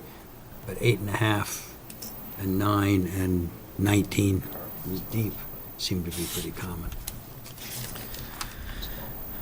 I think the 110 grill is really tight. Maybe I'll bring my tape measure. Yeah, there's some definite concerns about doing reductions, particularly for the Choice area. And we can talk about that at planning board. Okay. Anything else for the development agreement? I'm going to go back and just kind of read what I took notes on, and then I'm just going to kind of go around the room, all right? So the first was the impact to the Harrington Elementary School, and perhaps a consideration of dollars per student or some other benefit that would help us deal with the capacity issues at Harrington. The second thing I noted was Deirdre made a comment about the 15%, and is there a way to get that to 18 or 20 using the PILO? I have to admit, I don't understand that fully. We can give you an education on it. There was a comment about Choice, you're providing Choice access to the wastewater and paved roads. The open space, I think, was a significant discussion for residents who live near or at the property. something to recognize the historic significance of the site. Nancy brought up whether we can allocate space dedicated for additional affordable housing in the future. And I understand you think the answer is probably no, but I wanted to just make sure we capture the thought. Mike Raisbeck brought up expanding the idea of funding independent or peer review for traffic to some kind of dollars allocated toward independent peer reviews in general as the planning board goes through their process. The sidewalk looks like for the property itself, it's already covered. So the other question was, with our sidewalk challenges in town, would there be any consideration to putting some money toward helping the town enhance their sidewalk system? Pat, you brought up the amenities available to choice. Are we good with that, or you can confirm it with? Yeah. You're going to confirm it with, that the choice folks just want to provide their own amenities, so Pat will confirm that, and the parking was just for info. Madam Chair, if I just may on parking, someone just asked about the choice parking. Their dimensions would not change. They would stay in conformance At the 9 with zoning. feet? Yes. 19, yeah. Yeah, it would just be for the other spaces. Okay. For clarification. So I'm just going to go around. Mark? Yeah, just a quick question. I know that there was some concern from the abutters with regard to the use of their private ways for traffic to be cutting through there. Has that been addressed in any way, or? No, because most of the traffic mitigation would actually be on their own properties. They are private ways throughout their development. I think each of their permits, one of which is a comprehensive permit, has specific conditions as to traffic and traffic controls. But I think most of that will be fleshed out during the traffic study review, because certainly those areas are direct access areas, so they'd all be looked at during the traffic study. And then be reviewed by your consultant, the town's consultant. I guess to that point, is there something that the developer could, I don't know if it's a sign posted or something people like sign off of as tenants that say they agree to use the main access ways and not cut through the neighboring properties? Sure, I mean, it's something that we can have them sign off on as part of their tenant agreement. It's just difficult to police as a landlord. But it certainly could be dealt with through signage and other tenant agreements. And certainly we could also approach the abutting condo associations to see if they have any other ideas as well, because they are private roadways, so we could approach them as well. And then the other question I had is water. That's coming from North Chelmsford? And is there any, I don't know what the extent of your discussions have been with them. And as you know, we're struggling over there a little bit right now with our PFAS situation next door. What about any kind of contribution to what we're doing at 54 Richardson? Go ahead, Mark. We've already premised in our budget assumptions the connection fees to the water district, which are, off the top of my head, quite healthy. I think it's about $1.7 million, so, which I assume would probably go to help address some of the PFAS issues. Are you suggesting more, or? No, I'm suggesting I don't know Oh, what okay, that sorry. information was, so I was wondering if you guys could bring that forward. Sure.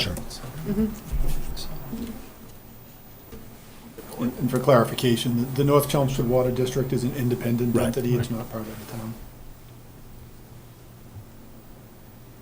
Paul and Evan, did you have something on that? That's or- a healthy number. We were just talking Oh. about it. Very Yeah. healthy number. Yeah. George? Well, Mike, what I was hearing today around town was that they didn't think there was enough parking, and I think some of that's been answered tonight, and it's being worked on and shouldn't be a problem. But Yeah, I mean, the feedback from last week with the planning board was that we want more parking. We already had our engineer working on that assignment. We're kind of attacking it on 3 prongs. One is a minimization of the width of the space. We will get you information on other projects that do have 8.5 by 19s.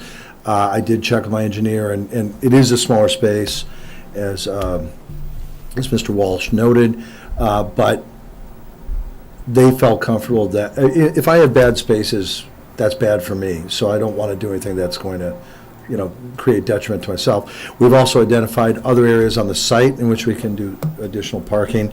And then lastly, there was a suggestion by a past planning board member to do tandem spaces in front of some of the garages, and we're going to adopt that as well. We feel pretty comfortable that we'll get to the sort of where I think the planning board wanted to be for an optimal ratio per dwelling unit.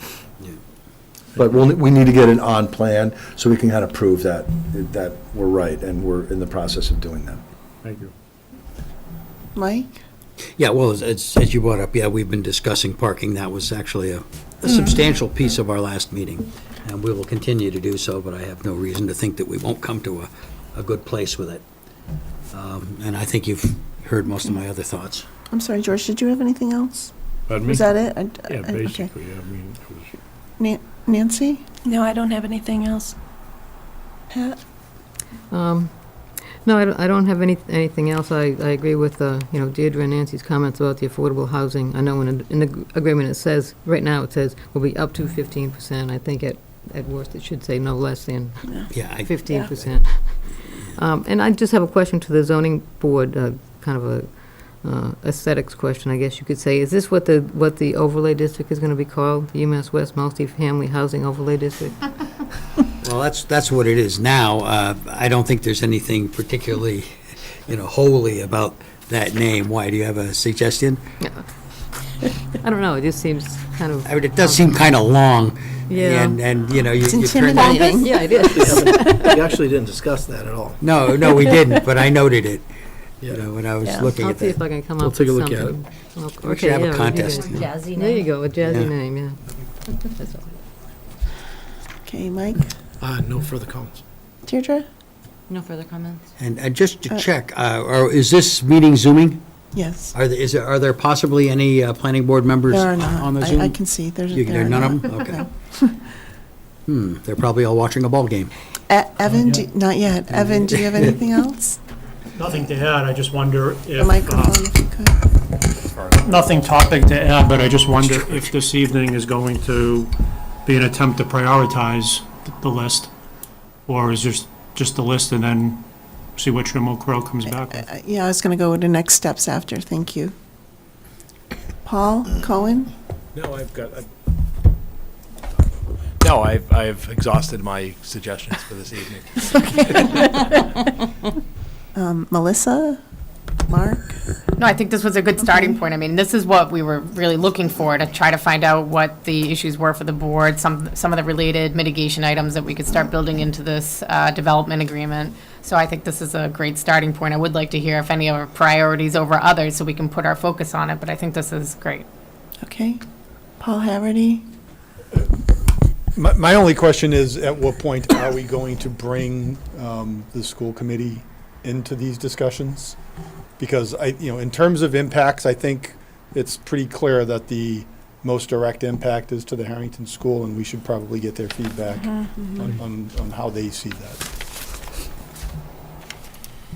Okay. So we all agree that Harrington and the school committee is a priority. Do I need to read these again, or can we talk about what else jumps out as in the top? The 15% or higher is the choice access already in this document? Yes. It is. So do we need to talk about that anymore, or we just agree it stays? Okay. So there's the 15% or higher, the open space, recognizing the historic value of the property. Peer review. I think the peer review is working to make that paragraph stronger. Yeah. Mm-hmm. And then we talked about sidewalk improvements. And use of abutter private ways versus the main roads. What was that? Use of a butter. The roadways, doing something to help encourage the tenants to use the main roads and not crosswalks, driving, Cut through. not to use the main roads and not Oh. cut through the abutting neighborhoods. Virginia, given the nature of this property, getting Concom involved early seems like risk management too. Okay, so we have two committees we need to bring to the table. Good point. That's a really good point, thank you. Madam Chair, I will point out, though, we do have an ORAD already approved. Okay. So we do have a limit of work. We know where our boundaries are, so I agree, if we're going to go into those areas, we definitely need conservation, but we do have a good starting point. Good. Okay, Just I'll one just other thing, Madam Chair, I know that the choice and SCG items are in this document, but I just want to point out that the value of that is nearly $1 million in connections, in utilities, in access. So that's already put in there, but I just want to make both boards aware that it's a significant contribution that's already concluded in this development agreement. Okay. And in the priority of the peer reviews, I mean, can we just say we're going to do that? I Yes. think it's already in there, Yeah, right? we'll just round out that list a little bit more with council. Broaden that for that Yes. section. Okay, so now in terms of potential new content, we're talking about the, making something tangible for residents in terms of the open space that's there, acknowledging the history of the site, and the sidewalk funds and the traffic on the roadways. Which, to me, they're all important, but I think I would prioritize the open space part because that is actually on the site. Is there agreement with that? I think it provides a benefit to the site. So for example, Yes. if there's an open space or walking area or whatever, I think the people who reside there would also benefit from it. So I think it's a shared benefit. It's a win-win. It's a win-win, yeah. So let me just ask a question. Is putting something on there to acknowledge like the historic value of the site, is that a layup or is that a big to-do for you guys? Like, do we need to talk about that on the priority No, list? that's certainly or can something that we can do. We can just add that into the development agreement. Okay. So now I'm back to the 15% or higher. The sidewalks and use of the roadways, the abutter roadways. In the Harrington. We already did prioritize that. That's already in there. So are there, of those three, are there any that anybody thinks falls off the table or it jumps out as a higher priority than others? I think the 15% is our major concern. Okay. In terms of actual units or contribution in lieu of? Either way, Why I asked the question is understand. we shouldn't miss the fact that most of your affordable housing stabilization fund is going to be requested by Choice to fund this project, which means we're probably going to wipe out that Right. fund. I So understand. that's why I'm asking, that's why I just want to make the understand. point that we might want to consider contribution to that. Yep, Right. absolutely. But getting above that 15% in one way or another, actuals plus PILOs, Pilo was effectively increasing that. yeah, is our major concern. David's Evan? also mentioned that more money will be needed, whether it's CPC or housing stabilization.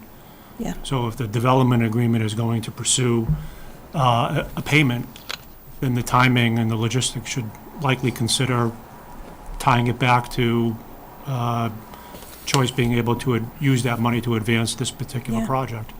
There's no, as David mentioned to the community, there is no other site identified for public housing or affordable housing in the community. This is it. And so the impression I get is that David is prioritizing this site. He's already made the pitch to the Community Preservation Committee, right? Correct.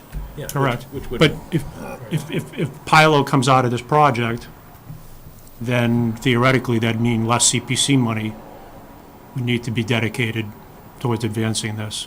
which then would free up CPC money to be used elsewhere for Open open space space or and- other purposes. So, it's the fungible money argument. that- So that benefits the broader community Yeah. as well. So I'm down to the road traffic on the abutter properties and funding for other sidewalk needs in town. And I'm kind of thinking we absolutely have to have something about the traffic on the abutter properties. But I think, Madam Chair, though, that may not happen part of the development agreement. I think that will actually be a natural outcome of the traffic study. If we're going to have, if we actually have a detrimental impact to any of their private roadways, it would be something we'd have to address as part of our site plan review.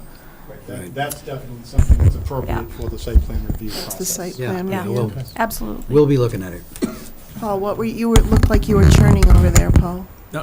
No, okay. I was going to make, I guess, an editorial comment on the private drive. It is a private drive, so there's nothing preventing them from treating it as a private drive. You mean like putting a fence or? Yeah. Having it gated, yeah. Yeah. And if it requires a modification of the 40B, then so be it. I don't think the fire department's going to be opposed to fire gates. But it is a private, it's completely private property. There's nothing preventing that association now from advancing it as a gated community. Okay, thank you, And Evan. then, as we're talking about sidewalk, traffic mitigation, there is a planning board policy, $100 for every new parking space created. So that's likely in the ballpark of $50,000. Yeah. Not large money, but that's an existing Yeah. policy that will likely be applied as part of the permitting process. Absolutely. And then that could be applied to sidewalks? Is that what you're? And that's Yeah, what well, the it town, is right. applied to. The town at a later date with the No. planning board, DPW would figure out where and when.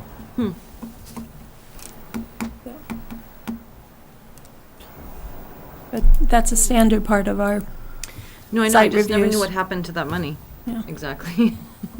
it goes to improvements. It could be repair Yeah. or new construction. Repair, new construction, I can Yeah, run you down a couple of places it's been used before. yeah.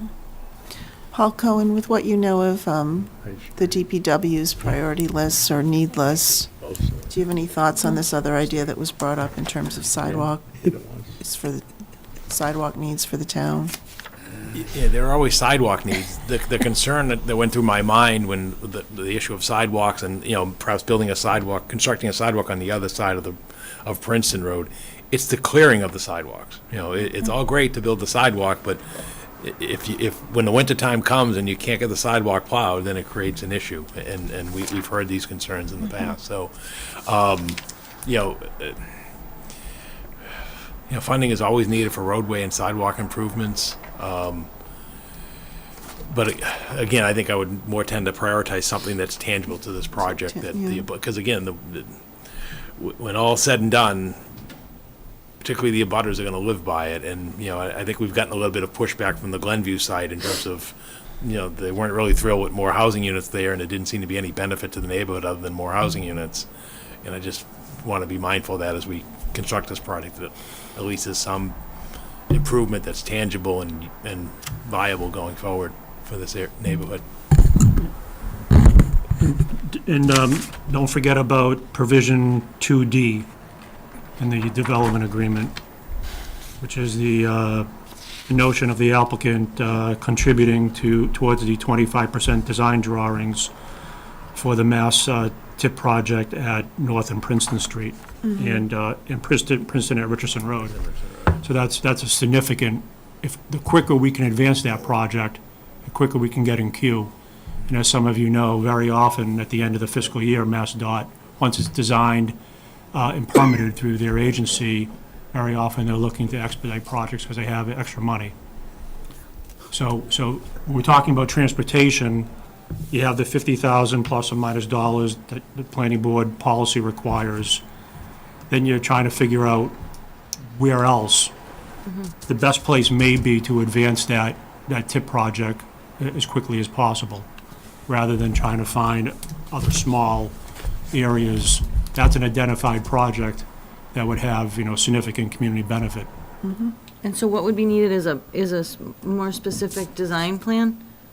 Is that right? It's the money, it's the 25% that's required to be funded by the community Okay. in order to get the, basically, priority listing for MassDOT.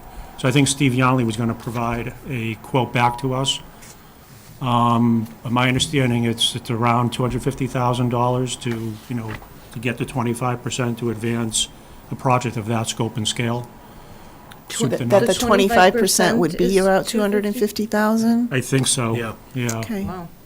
Yeah, I mean, it's not insignificant. Those are two major intersections that are envisioned to be coordinated for technology upgrades, geometric modification upgrades, just so that they both queue. And we know the challenges with those two intersections not being coordinated, not having enough dedicated turning movements and so forth, and lack of coordinated pedestrian access. Thank you, Evan. So I think what I'm hearing is, at least from that corner of the room, we're leaning towards not trying to work some broader sidewalk piece into this and focus on what we have that's more germane to the property and the traffic improvement. Is that, are the members, so the board members agreeable with that? Okay. So then what becomes our next steps here? I know we have to pull the school committee and potentially the conservation committee into the discussions. We need to get through some type of draft. Is that something that Paul Haverty and Melissa work through in the next pass? We certainly can continue to work on. Can you get to a microphone? Melissa and I can certainly work on continuing to refine the development agreements.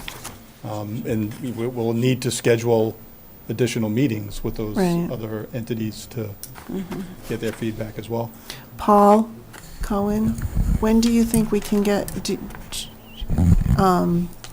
I guess, can we reach out to the school committee and see if we can invite them at least to one of our select board meetings to get the conversation going? The planning board doesn't mind if we move along with that part. No, not at all.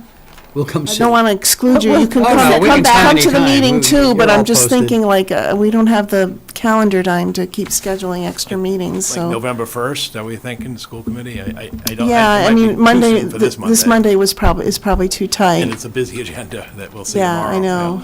So maybe I'm sure a November couple of 1st. us will come, anyway. So, yeah, that would make sense. Maybe let's try to get them here November 25th, and we can talk about, November 1st. I'm sorry. Yeah, I'm November thinking 1st. October, Yeah. not October 25th. Okay. The only thing, I mean, Would one that- thing is it's a it's a fixed amount of mitigation dollars, I'm sure. So there is going to be some push and pull between, obviously, mitigation per student at Harrington and affordable housing. So I don't know how that gets kind of, Yeah, I mean, at some point, we have to start quantifying these things. right.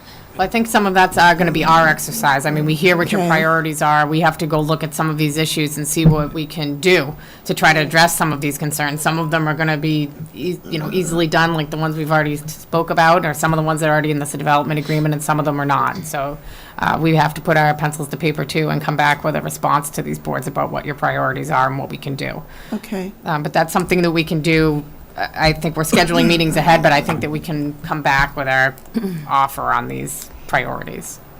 But one thing that I was just mentioning to Evan that maybe we could do to contribute to both parties is, if the select board recalls, we put in a grant for the duplex units on Groton Road, okay, which, it was like $500,000 of funding, for that project. This project overwhelms that in terms of 400 housing units, and I guess if there's a way for the town to work cooperatively with the applicant to get some state grant money in that could benefit everybody, because That would be great. I mean, think about it, we're constructing 400 housing units in a state that's looking for housing units. Right. And I just hate to see the opportunity be missed that we might be able to get some third-party, i.e. state grant monies that could benefit everybody, because, again, the idea of money being fungible, if that money were to come in, that they may free up additional resources that we could do for mitigation. So that's something that Evan and I will explore, with the applicant, is there a way to tie in Mass Works or one of these other things to provide some benefit for this project as a way of, again, expanding the benefits to all parties. And given that it's going to be pursuant to the housing choice legislation, there should be, the appetite for the state to do that. Exactly. And we could even put that as part of the development agreement that we agree to work cooperatively with the MassWorks application. Because, for example, when the planning board permitted the units on Turnpike Road, the Kinlock, we were able to get a housing choice grant for that paid for those sidewalks that are being constructed and so forth. So I guess we're just saying we don't want to miss that opportunity to leverage this to. That's so I think that's We don't want you that's to. a great thought. that's just another thought about another way of leveraging benefit to everybody. So, That's the key right there. so in terms of next steps, I'm thinking at our select board meeting on the 25th, Paul, we at least put a placeholder there for status update, like where are we in some of these conversations. On the 1st, we'll invite the school committee in. Is that when do you think is a reasonable timeline to look at a next draft? But certainly, if you want to put it on that October 25th date, we could certainly have a draft for that. That's next Monday. That's Right. this coming Monday. It's like 4 or 5 business days from now. As to the revised draft development agreement, it's not going to take Paul and I much time to get a revised draft together. Does that work for you, Paul Haverty? I mean, I can, but. I mean, it could be a next pass, not Right. necessarily a final. It doesn't have to be a full working session. I mean, we won't have the nuts and bolts of the mitigation worked out, but we can certainly go back to format just so the board can put their eyes on the most current version, because I think that is the older version in your packets in any case. Are you okay with that, Paul, or? We would just need, if you wanted that in your package, you need it for Thursday Oh, morning. yeah, we need it Thursday morning. I'm just trying to be realistic. Tuesday. So I'm just saying, Well, November 1st is probably more realistic. A day and a half. Yeah. So There- if- There isn't a lot that needs to be updated in the current draft of the development agreement. There's a few minor changes. It's really all of the mitigation Okay. stuff that's going to have to get addressed later. So it can be done by Thursday. We're going to put a status update on October 25th. If there is a next rev available by Thursday morning, we'll add it, and if not, we'll do it on the 1st. Okay. Okay? What would be a logical timeline for the, whatever you call proposal, counter-proposal regarding the mitigation? I know that they have a conflict for the hearing on November 1st, but whatever the next meeting is after that, we certainly, We can probably have some of our staff on the November 1st meeting. oh, okay. So let's keep that going and we'll figure it out. Okay, so yeah, so if we could schedule that for the 1st, then we could try to have our proposals back to you for that. You don't need that as a joint, well, we can invite the planning board, but do we need it as a joint meeting? Even if there's a liaisons from the Okay. planning board, I think that would be Could we fine. I work think. that, will be Mike, here for have sure. somebody here? Probably several of us. Okay. I'll come if nobody else will. Great, thank you. And then in terms of town meeting, I think it's still too early to I'm plan still town frightened by the meeting. 10th, but that's just Yeah. my nature. Not sure we're going to make it. Well, the planning Yeah, board I even don't said know. during their discussion, Madam Chair, that if we're aiming towards that goal, but if it has to be adjusted. Well, Melissa, all I'm saying Yeah. is okay, that would be a warrant signed in the first week of December. So we still have time to work that date. Exactly. Okay. So that was the planning board's point as well. I just wanted to let you know your concern was shared with the planning board, even though they're the ones that set that schedule, that date may need to be adjusted depending on. The What happens? thought was that from a program management standpoint, that was a best case scheduling. Yeah. Okay. Am I missing anything in terms of next steps? No doubt, but you'll find out next time. All right. Are there any saved rounds? Anybody want to comment anything more? And for all the Red Sox fans out there, do I have a motion? Oh, I'm sorry. We can dismiss the planning board portion. The select board has to finish up their meeting agenda. Thank you very much. Thank you. Adjourn, second. No, we're not. Oh, you Just guys for are us. adjourning. So the planning board had a motion. Who moved? Mike. Mike moved. I'm sorry? No. Mike Walsh moved, Mike Raisbeck seconded, Seconded. and it was unanimous that the planning board is adjourning. Yep. Okay, select give me a board, holler. let's do liaison reports and referrals. Madam Chair, do you need me for anything else? No, enjoy the game. Thank you. She says wistfully.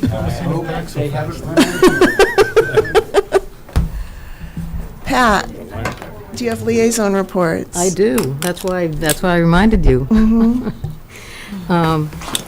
First, last week, Chelmsford House of Pizza had their grand opening and ribbon cutting. It was a good event. They have good pizza, so it's on 18, no, it's not. It's on 14 Chelmsford Street, next to Cafe 12. Excuse me, Mike and Nan, could you take it in the hallway, please? Go ahead. Second, the Chelmsford Friends of the Library had an outdoor book sale this past weekend. It went very well. Over $5,000 was raised in selling used books to residents of town, so thanks to everybody who showed up. It was a good event. People were taking out 20 and 30 books apiece, so that'll definitely get them through the winter, I hope. Want to recognize, congratulate Dawn Ayer, who was one of our representatives to the Neshoba School Committee. Last week at their regular meeting, he received a Lifetime Achievement Award from the Massachusetts Association of School Committees. Congratulations to Dawn for that. It's definitely well-deserved, and it was good to see so many people there to recognize him for that. And last of all, this past Sunday, I was at the Chelmsford Baptist Church down by Kate's Corner. They celebrated their 250th anniversary. They are the oldest Baptist church in this region. Congratulations to them for reaching 250 years. Thank you. George? All set, thank you. Mark? I'm all set, thanks. I just have a couple. I want to just thank Eileen from the Old Mill Coffee House for organizing the Brook Arts and Crafts Festival last Saturday. It was a really well-attended event, and there were a lot of diversity in the booths and the offerings. And I'd also just like to thank the property owner and the Center Village Committee for their support in that. And just a heads up, we'll be talking more about it in our future meetings, but the Vinyl Square Committee is planning a presentation by NIMCOG on Thursday, November 18th at 6:30 p.m. on the new concept plan that they're developing based on their analysis and public input. You want a motion now? I'll take a motion now. I'll make a motion to adjourn. I'll second it. At 8:11 p.m., a motion and a second. All those in favor? Aye. Aye, 4-0, 1 absent. Thank you.